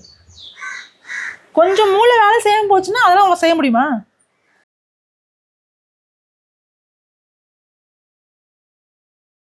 இதெல்லாம் தான் பவுல் சொல்கிறார், நான் சொல்லலை. பவுல் ஆக்சுவலாக சொல்கிறாரு, நான் வாசித்து காட்டுறேன் உங்களுக்கு. இப்பேற்பட்ட ஒரு கடவுள் ஒரு திட்டம் இடுறாரு. அந்த திட்டத்தில் தன்னுடைய சாவை பார்க்குறாரு, தன்னுடைய வலியை பார்க்குறாரு, தன்னுடைய வேதனையை பார்க்குறாரு, தன்னுடைய அவமானத்தை பார்க்குறாரு. பாதாளத்துக்கு அவர் போகிறாரு. பாவம் செய்யாதவர், உலகத்தில் இருக்கிற கொலை செய்யாதவர் கொலை செஞ்ச மாதிரி குற்ற உணர்வுக்குள்ளே போகிறாரு. விபச்சாரம் செய்யாதவர் விபச்சாரம் செஞ்சு அந்த தண்டனை எடுத்துக்கிறாரு. பாவம் செய்யாத அவர், பாவம் அறியாத அவர் நமக்காக பாவி ஆகிறாரு. இதை எப்போ பார்க்குறாருன்னா முதல்ல இதுதான் திட்டமிடுறாரு. நம்மளை படைக்க முன்னாடியே நமக்காக அவர் சாகிறாரு. அதான் உலகம் தோன்றதுக்கு முன்னாடியே கிறிஸ்துவுக்குள் நம்மளை தேர்ந்தெடுத்தாருக்கு. அதான் அவருடைய அன்பு. சிஸ்டர், ஹியூமன் நம்மளுக்கு வந்து அந்த ஃபர்கிவ்னஸ், அதே ப்ரைட், சின் எல்லாம் நம்ம பண்ணியிருக்கோம். ஸோ நிறைய சான்ஸ் நம்மளுக்கும் கொடுத்துருக்காங்க. இதே தப்பு வந்து லூசிஃபர் பண்ணலாம், அவனுக்கே அந்த சான்ஸ் தான். நம்மளுமே ஒரு கட்டத்தில் ரெப்ரோபரேட் ஆகிட்டோம்னா நம்மளும் சேட்டன் மாதிரி ஆயிடுவோம், மனமே மாற மாட்டோம். கடவுள் வந்து மனுஷனை நம்மளை தான் என்ன செஞ்சார்? அவருடைய சாயலில் படைச்சார். நமக்கும் ஒரு பூனைக்கு வித்தியாசம் இல்லை இருக்குது. ஏன் எனக்கு செஞ்சதை பூனைக்கு செய்யலன்னு கேட்கக்கூடாது. அவர் எனக்காக தான் மறைச்சார், பூனைக்காக மறைக்கல. இல்லை, எனக்காக தான் மறைச்சார். நாய் கழுதைக்கெல்லாம் மறைக்கல. இன்ஃபேக்ட் அந்த மிருகங்களெல்லாம் பலியாக போனாங்க. ஆனால் நமக்கு என்ன இருக்குது? அதனால சொல்கிறார்ல, இந்த பறவையை பாரு, அந்த பறவைன்னு அன்பு செய்யலைன்னு சொல்லலை, அந்த பறவைன்னு அன்பு செய்கிறேன். ஆனால் அதோடைய விலை என்ன? உன் விலை என்ன? நான் அதை பாதுகாக்கிறேன், அதை நான் காத்துக்கிறேன். ஆனால் அந்த பறவைக்காக நான் ஏன் ஒரு ரத்தத்தை கொடுத்தேன்னா? இல்லை, உனக்காக ரத்தத்தை கொடுத்தேன்னு சொல்கிறாரு. You have more value. ஒன்று. ரெண்டாவது, சேட்டனுடைய இருதயம் மாறுற இதயம் கிடையாது, அது மனம் மாறுற இருதயம் கிடையாது. அது வில்லிங்காக தெரிஞ்சு ஆண்டவர் ரிஜெக்ட் பண்ணுற ஒரு நாள் ஒரு இருதயம். அதில் என்ன இல்லைன்னா, அதில் மனமாற்றமோ, அதில் அதுதான் ப்ரைடுன்னு ஆரம்பமே அது அவன் தான். ஆனால் நம்மளும் அவனோட இடத்துக்கு போய் சேரலாம். அவருடைய அன்பு இருந்தாலும் அந்த அன்பை பெறாமல் அந்த இடத்துல சேட்டன் மாதிரி ஆயிடலாம். சேட்டன் மாதிரியே நம்மளும் ஆயிடலாம், ரெப்ரபேட் ஆயிடலாம். ஆகி என்ன ஆயிடலாம்னா, மனமாற்றமே இன்னும் கிடையாது, இனி மன்னிப்பே கிடையாதுன்ற இடத்துக்கு போகலாம். ஆனால் போகணும்னு அவசியம் கிடையாது. அப்படி அவன் நிலைமைக்கு போயிடக்கூடாதுன்றது தான் ஆண்டவர் நமக்காக வச்சுக்க சித்தம். தண்டனை நரகம் அவனுக்கு தான், ஆனால் அவனுக்கு கொடுத்த தண்டனைக்கு நம்மளும் போயிடக்கூடாது. அவனை சாத்தான் மாதிரி நம்மளும் ஆயிடக்கூடாது. கடவுளே வெறுக்கிறவன் தான் சாத்தான், அந்த இடத்துக்கு இன்னும் நானும் போயிடக்கூடாது. கடவுளை மட்டும் வெறுக்கல, கடவுளோட எல்லாவற்றையும் வெறுக்கிறான். கடவுள் படைத்த படைப்பு, கடவுள்கிட்ட இருந்து வந்த அத்தனையும் வெறுக்கிறான். அந்த இடத்துக்கு, அவனோட இடத்துக்கு போய் நம்மளும் அவனை மாதிரி ஆயிடக்கூடாது. இதெல்லாவற்றையும் புரிஞ்சு நம்ம இப்பேற்பட்ட கடவுள் என்ன செய்றாரு? தன்னுடைய மரணத்தை பார்க்குறாரு, தன்னுடைய அழிவை பார்க்குறாரு. தான் பாதாளத்தில் பாவமே அறியாத அவர் என்ன ஆனாரு? பாவியானார். அது சாதாரண விஷயம் கிடையாது. நீ தப்பே பண்ணவங்களை அடித்தா நீங்கள் சும்மா இருப்பீங்களா? கிளாஸில் எப்பவுமே நீங்கள் தான் சேட்டை பண்ணுறீங்கன்னு வச்சுக்கோங்க, டீச்சர் உங்களை தான் எப்பவுமே பிடிப்பாங்கன்னு வச்சுக்கோங்க, அப்படி தேனாவிட்டா நிற்பீங்க. ஆமாம், நான் தான் பண்ணேன், இப்போ என்ன இல்லை? ஆனால் அன்னைக்கு பார்த்து நீங்கள் தப்பே பண்ணலை, நீங்கள் பாட்டுக்கு நான் உண்டு என் வேலை உண்டுன்னு இருக்கேன், வேற ஏதோ பண்ணிட்டு இருந்தாங்க. இன்னைக்கு கிளாஸில் டீச்சர் உங்களை பிடிச்சாங்க, பிடிச்சி உங்களை தான் பனிஷ் பண்ணுறாங்க. சும்மா இருப்பீங்க? நான் என்ன பண்ணேன்? பேசுங்க, நான் தப்பு பண்ணேனா? எப்படி அவங்க என்ன பத்தி கேட்கலாம், எப்படி அவங்க சொல்லலாம்? உண்மையான கதைகள்லாம் வெளில வருது. அப்படியே தப்பு பண்ண தாண்டிங்க. நான் நல்லது பண்ணும்போது நீங்க அநியாயமா என் மேல குற்றம் சாட்டா நான் எப்படி சும்மா இருப்பேனா? ஏன் ரைட்ஸ்க்காக நான் என்ன செய்வேன்? சண்டை போடுவேன். ஆனா ஏசு என்ன பண்ணாரு? தான் தவறே பண்ணாம, பாவமே பண்ணாம, அவர் தான் படைத்தவரே. அவர் யாருன்னே தெரியாது இவங்களுக்கெல்லாம். அவங்கள படைத்தவரே அங்க இருக்கிறாரு. இந்த பூமியை படைத்தவரே அங்க இருக்கிறாரு மனுஷ ரூபத்துல. இந்த நிலாவையும் இந்த சூரியனையும் இந்த நட்சத்திரங்களையும் படைத்தவரே அங்க இருக்கிறாரு. அப்படி படைத்தவர் ராஜாவா வரல, அவரே அடிமை மாதிரி அவரை பாவியா பார்த்து அவர் அதை அவங்களாம் அப்படி ட்ரீட் பண்ணாங்களா, இல்ல அவர் தீர்மானம் பண்ணாரா? யாரும் அவருடைய உயிரை எடுக்க முடியாது. அவர் தான் தன்னோட ஜீவனை நமக்காக கொடுத்தார். இது எப்போ தெரியுமா? உலகம் தோன்றதுக்கு முன்னாடியே உங்களையும் எனக்காகவும் அவர் மரித்தார். உங்களை பார்த்தாரு எப்போ? இந்த உலகம் உருவாக்கு முன்னாடி. அப்பவுமே உங்களை பார்த்து உங்களுக்காக அவர் என்ன செஞ்சாரு? மரித்தார். அதான் அவருடைய அன்பு, அதுதான் கிருபை. நான் நல்லவனா மாறினதுக்கு அப்புறம் கிடையாது. நான் கெட்டவளா இருக்கும் போதே எனக்காக அவர் மரித்தார். நான் பாவியாக இருக்கும் போதே அவர் எனக்காக மரித்தார். அதுதான் தேவனுடைய சித்தம். ஆதாம் பாவம் பண்ண உடனே ஐயோ என்ன பண்றதுலாம் யோசிக்கல, அவர் ஏற்கனவே என்ன செஞ்ச. அதனாலதான் நிறைய பேர் சொல்லுவாங்க, ஆதாமையும் ஏவாளையும் துரத்தினாரு ஆண்டவர். எங்க இருந்து? ஏன் துரத்தினாரு? என் பேச்சு கேட்கலாதான். இந்த டீச்சர் என் பேச்சு கேட்கல, போ வெளியே போ, கிளாஸ் வரையில வெளியே போ, என் கண் மொழி முழிக்காத, வெளியே போ. கரெக்டு தானே? அதே மாதிரி தானே தேவன் நீ வெளியே போ, ரெண்டு பேரும் அப்படிதானே? அப்படிதானே? அந்த விஷயமே எனக்கு தெரியாதுன்னு சொல்றீங்களா? அப்படி அவரை துரத்தின விஷயமே நீங்க முழிக்கிற மொழியை பார்த்தா எனக்கு அப்படிதான் தோணுது. அப்படி ஒரு விஷயமே நடந்து தெரியாது. எத்தனை பேருக்கு தெரியும் துரத்தினாருன்னு? கை தூக்குங்க. துரத்துனா எத்தனை பேருக்கு தெரியும்? தெரியுமா? ஏன் துரத்துனாரு?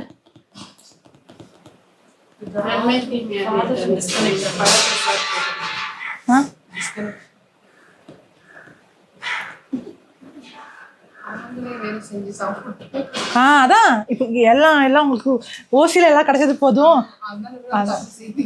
அதனாலதான் துரத்துனாரு. கோபத்துல தானே இது எழுதுமா இருக்குது. சொல்ற டைலாக்லாம் கோபமா இருக்குது, ஆனா கோபம் இல்லையா? எப்படி? என்ன செஞ்சிருப்பாரு?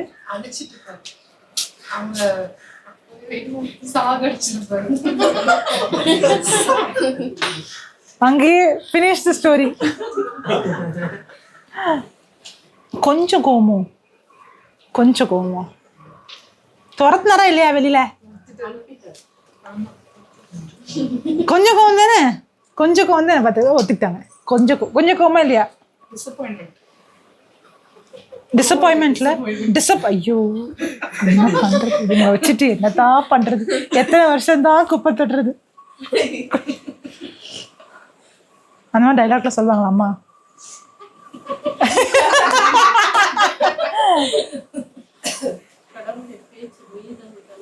அதான் என் பேச்சை மீறினா, பொய் சொன்னா, கொலை பண்ணா, என் பேச்சை மீறினா. பார்த்தீங்களா, நம்ம எப்பவுமே கடவுளை எப்படி பார்க்குறோன்னா, நம்ம தப்பு பண்ணா அவர் தண்டிப்பாரு, நம்மளுடைய ஆக்ஷனை பொறுத்து தான் அவருடைய மன்னிப்பு இருக்கு. அவர் நம்மளை எப்படி நடத்த போறாருறது நம்ம ஆக்ஷனை பொறுத்து தான் இருக்குது. ஆக்சுவலாக அதனாலலாம் அனுப்பல, ஒரு காரணமாக அனுப்புனாரு. அந்த காரணம் ரொம்ப தெளிவாக எழுதப்பட்டிருக்கு. பார்க்கலாமா? அவங்க என்ன கேட்குறாங்கன்னா, ஈதன் தோட்டத்தில் அவங்க ஸ்பிரிட்ல கனெக்ட் ஆகிருந்துருப்பாங்களா, ஸோ தட் அவங்களால அவங்க நன்மை தீமை தெரிஞ்ச உடனே அவங்க ஃப்ளெஷ்ல ஆனதால அவங்க அந்த இடத்துல இருக்க முடியாது. பிகாஸ் அந்த இடத்துல இருந்தால் ஸ்பிரிட்ல தான் இருக்க முடியும். அப்படியா? எதுக்காக மண்ணிலேருந்து படிச்சு அங்க இருந்தாரு? மண்ணிலேருந்து படிச்சு எதுக்கு பூமியை ஃபர்ஸ்ட் ஆஃப் ஆல் ப்ரிப்பேர் பண்ணி வைக்கணும்? நம்ம ஃபர்ஸ்டே ஆண்டவர் தெரியுமா ஆண்டவர் தொத்த போறாரு பூமிக்கு? அந்த மாதிரி கொஸ்டின் நீங்களா கேட்டீங்க? ஆதியாகமம் 3ஆம் அதிகாரம் 22 வாசிங்க. பின்பு தேவனாகிய கர்த்தர் இதோ மனுஷன் நன்மை தீமை அறியத்தக்கவனாய் நம்மில் ஒருவரை போனான். இப்பொழுதும் அவன் தன்னுடைய கையை நீட்டி ஜீவ விருட்சத்தின் கனியையும் பறித்து புசித்து என்றென்றைக்கும் உயிரோடு இராதபடிக்கு செய்ய சொல்றாரு. ஒரு காரணத்தை, எதுக்காக அவனை கையை நீட்டி ஜீவ விருட்சத்தின் கனியை சாப்பிட்டு என்றென்றைக்கும் இராதபடிக்கு செய்ய வேண்டும் என்று அவன் எடுக்கப்பட்ட மண்ணை பண்படுத்த தேவனாகிய கர்த்தர் அவனை ஏதேன் தோட்டத்திலிருந்து அனுப்பிவிட்டார். அவர் ரொம்ப அழகா சொல்றாரு எதுக்காக அனுப்புனார்னு. 2 மரம் இருந்துச்சு. ஒரு மரம் என்னது? ஜீவ, ட்ரீ ஆஃப் லைஃப். இன்னொரு மரம் என்னது?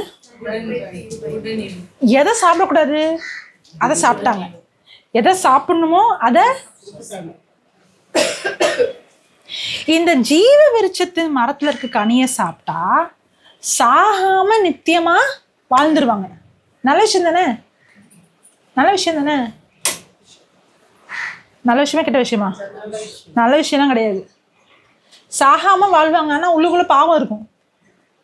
சாகாம வாழ்வாங்க, ஆனா உள்ளுக்குள்ள சாபம் இருக்கும், கோபம் இருக்கும். ஏன்னா ஏற்கனவே பாவம் பண்ணிட்டாங்க, அதனால உள்ள என்ன வந்துச்சு? பாவ சுபாவம் வந்துச்சு.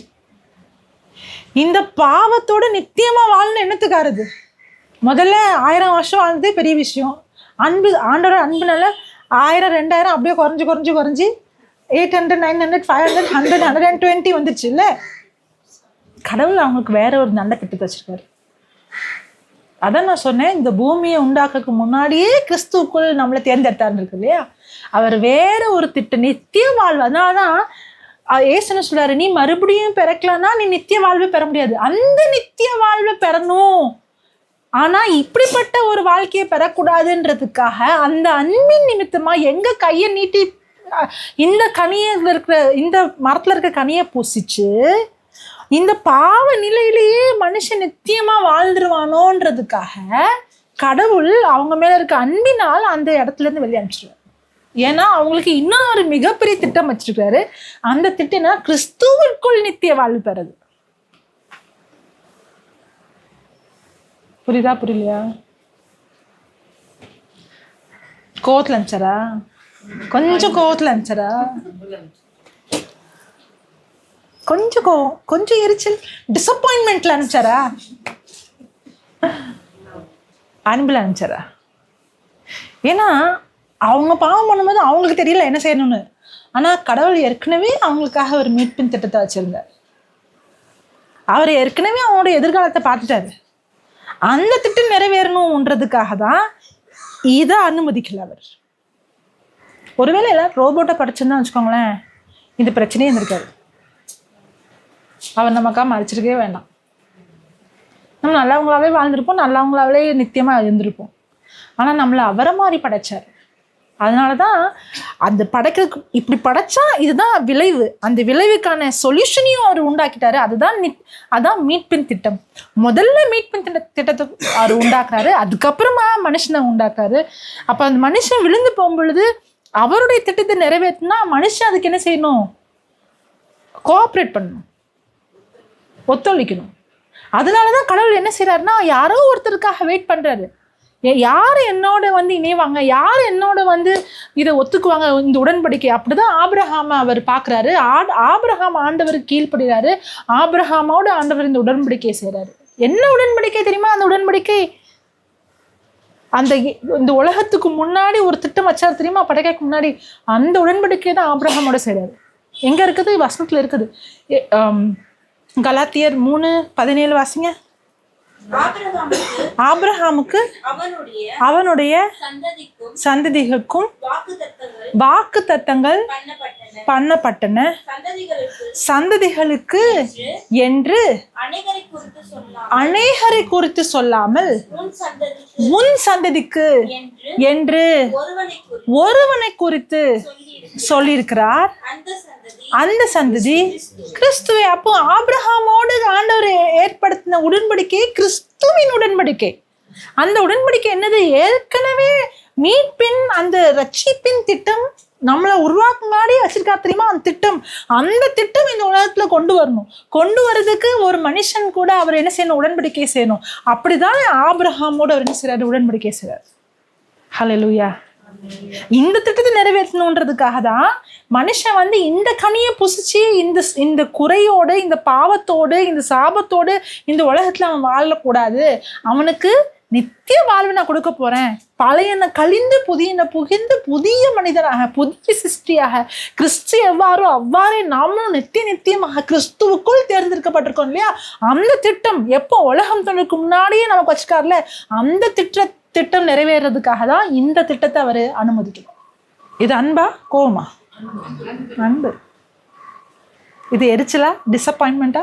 அன்பா? அதுதான் கிருபை.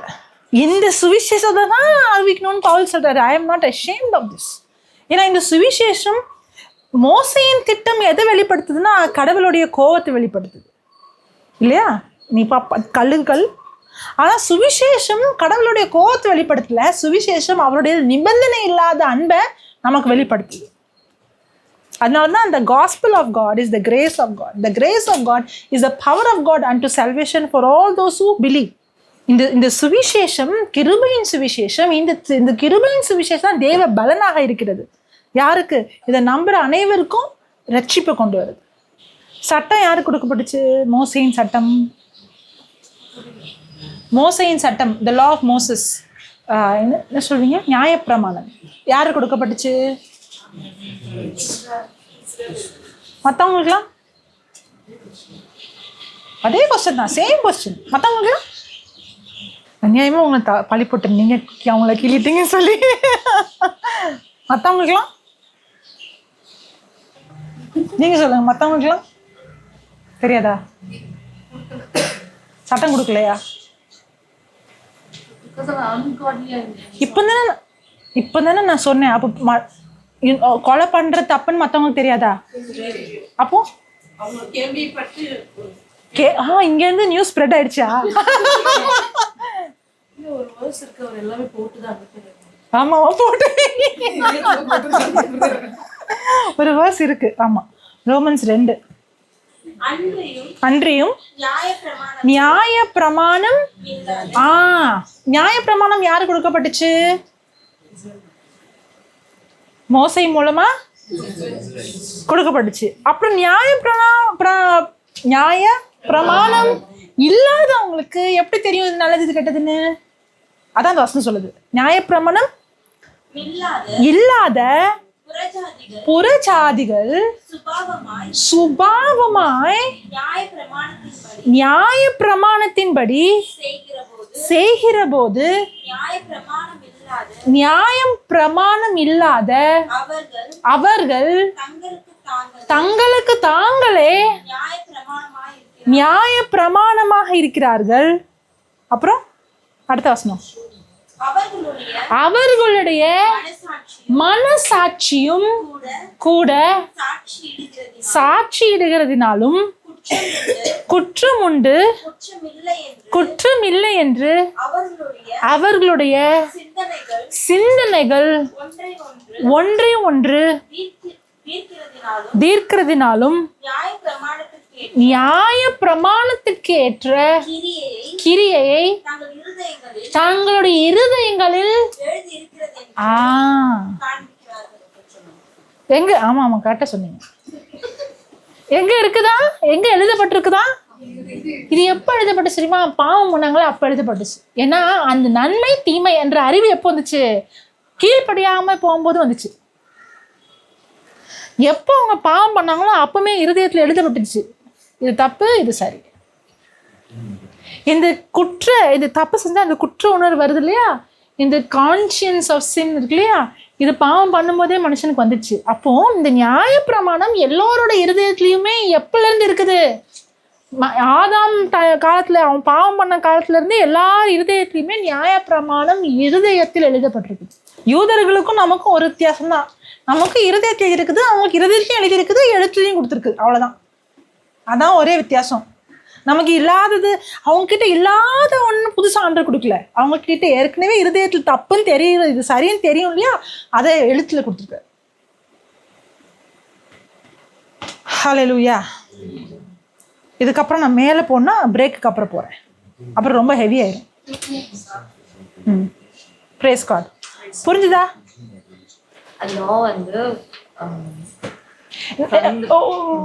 என்ன புரிஞ்சுதுன்னு கேட்கறத விட இதுல இருந்து நீங்க என்ன பெற்றுக்கொண்டீங்க? என்ன மாற்றம் வந்திருக்கு உங்க இருதயத்துல? What change has come in? அது சொல்லுங்க.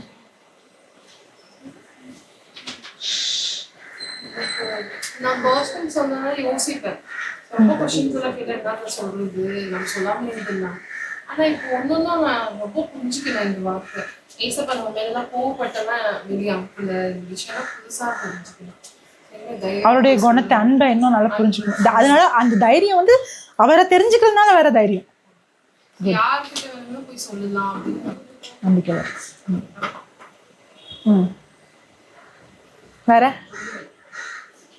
இன்னும் யாரோ 2 பேர் சொல்லுங்க, விட்டுறேன்.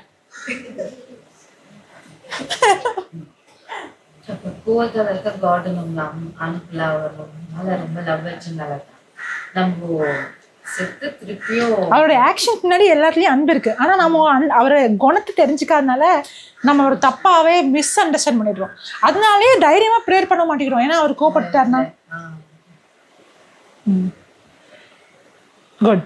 அப்புறம் என்ன உங்க அம்மா சொல்றாங்களா? ஏதோ சொல்லுங்க.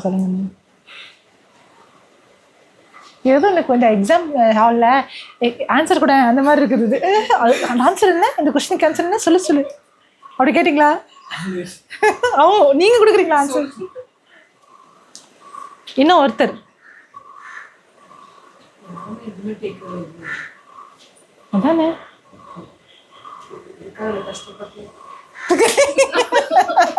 நான் தான் கஷ்டப்படலப்பா, அவர் எனக்காக சிலுவையில் கஷ்டப்பட்டார்.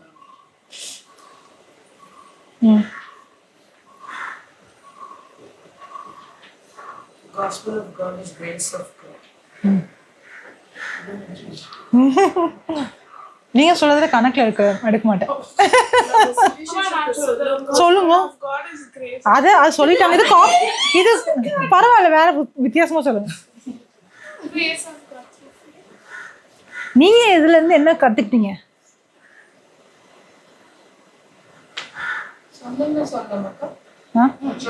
சொல்லுங்க.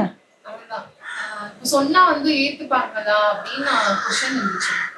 ஸோ இன்னைக்கு நான் என்ன புரிஞ்சுக்கணும்னா, அது புரிய வைக்கிறதும் ஏசப்பா வந்து அது வச்சிருக்காரு காஸ்பல்ல. அது நம்ம சொன்னா ஒரு வழி நடத்துவார். அதே மாதிரி சில நேரங்களில் ஆண்டவர் வந்து பேசணும்னு அவசியம் கிடையாது. இப்போ ஒரு ஃபார்முலா மாதிரி போயிடுவோம். அப்போ என்ன பண்ணிடுறோம்னா, ஹோலி ஸ்பிரிட் அலோவ் பண்ணாமல், ஓகே நான் இந்த வருஷம் பேச போகிறேன், இதை பற்றி சொல்ல போகிறேன், இது அப்போ நம்ம இன்டர்ஃபியர் பண்ணுறோமே தவிர, இப்போ இயேசு கிறிஸ்து சமாரியா பெண்கிட்ட போகும்போது நான் இப்பொழுது உனக்கு இறை வார்த்தை சொல்லிக்கிறேன் அப்படியே ஆரம்பிச்சாரு. இல்லை, எனக்கு தண்ணி கொடுன்னு கேட்டார். சாதாரண ஒரு கான்வர்சேஷன், கிவ் மீ ட்ரிங்க். அப்போ ஆனால் அந்த ஹோல் கான்வர்சேஷன் அந்த தண்ணியிலேருந்து தான் வரும். நீங்கள் என்ன என்கிட்ட தண்ணி கேட்குறீங்க? நீங்கள் ஒரு யூதராச்சே, நான் ஒரு ஒதுக்கப்பட்டவ, அது எப்படி உங்களால் என்கிட்ட வந்து கேட்க முடியும்? அப்போ ஏசன சொல்கிறாரு, நீ மட்டும் நான் யாரை தெரிஞ்சுன்னு வச்சுக்கோங்க, நீ ஏன்ட்ட கேட்ப தண்ணீர், நான் கொடுக்குற ஜீவ தண்ணீர் நீ தாகம். ஆனால் அந்த எப்படி ஸ்டார்ட் பண்ணாரு பாருங்க அந்த கான்வர்சேஷனை. அதனால நம்ம எப்பவுமே ரொம்ப அறிவை யூஸ் பண்ணி, நம்மளுடைய ஃபார்முலா யூஸ் பண்ணி, மெத்தட்ஸ் யூஸ் பண்ணி போவோம், ரிலேஷன்ஷிப்பில் போக மாட்டோம். நிறைய நேரங்களில் நம்ம பெருசாலாம் பேசினா நம்ம ஸ்மைல் பண்ணிட்டு போயிடுவோம். ஆனால் அவங்களுக்கு வந்து உங்களை பார்த்தோன்னே நீங்கள் ஏதோ டிஃப்ரெண்ட்டாக இருந்தது, அவங்களே உங்கள்கிட்ட வந்து கேட்பாங்க. அப்போ நீங்கள் வந்து they will start liking உங்களே இல்லை, உங்களுக்குள்ளே இருக்க அந்த அனாயிண்டிங் வந்து அப்புறம் நீங்கள் ஷேர் பண்ணுவீங்க. இப்படி தான் ஷேர் பண்ணணும்னு நான் சொல்ல முடியாது. ஆனால் அந்த எந்த அளவுக்கு அந்த காஸ்பலை புரிய ஆரம்பிச்சிங்களோ அந்த அளவுக்கு உங்கள் நம்பிக்கை உங்கள் மேலே இருக்காதே தவிர அந்த காஸ்பல் மேலே இருக்கும். Brace God. ஓகே, கண்களை மூடலாம். நன்றி பரிசுத்த ஆவியானவரே. இந்த கிருபை பவுல் சொன்ன மாதிரி, I am not ashamed of this gospel. நான் இந்த சுவிசேஷத்தை குறித்து நான் வெட்கப்படல ஆண்டவரே. ஏன்னா இந்த சுவிசேஷம் தான் தேவ பலனாக இருக்குது. இந்த சுவிசேஷம் தான் மனுஷனுக்கு ரட்சிப்பையும் மீட்பையும் கொண்டு வருது. பரிசுத்த ஆவியானவரே, இந்த சுவிசேஷத்தை எனக்கு வெளிப்படுத்துறதுக்காக நன்றி. உங்களுடைய கிருபையை வெளிப்படுத்துறதுக்காக நன்றி. உங்களுடைய அன்பை வெளிப்படுத்துறதுக்காக நன்றி. இந்த உலகத்தில் எப்படி பவுல் வந்து என் உயிரையே நான் எண்ணலை, என் வாழ்க்கையே நான் எண்ணலை, நான் இந்த சுவிசேஷத்துக்காக வாழ்றேன்னு வாழ்ந்தாரோ, அப்பேற்பட்ட ஒரு இருதயத்தை எங்களுக்கு நீங்கள் கொடுக்கறதுக்காக நன்றி. இந்த அன்பு எங்களுக்குள்ள நீங்கள் ஊற்றுறதுக்காக நன்றி. இந்த சுவிசேஷத்துக்காக வெட்கப்படாமல் உங்களுக்கு சாட்சிகளாக எங்களை நிறுத்துறதுக்காக நன்றி. இயேசுவின் நாமத்தில் ஜெபிக்கிறோம் பிதாவே, ஆமென். Praise the Lord. Hallelujah. Thank you, Jesus. Praise.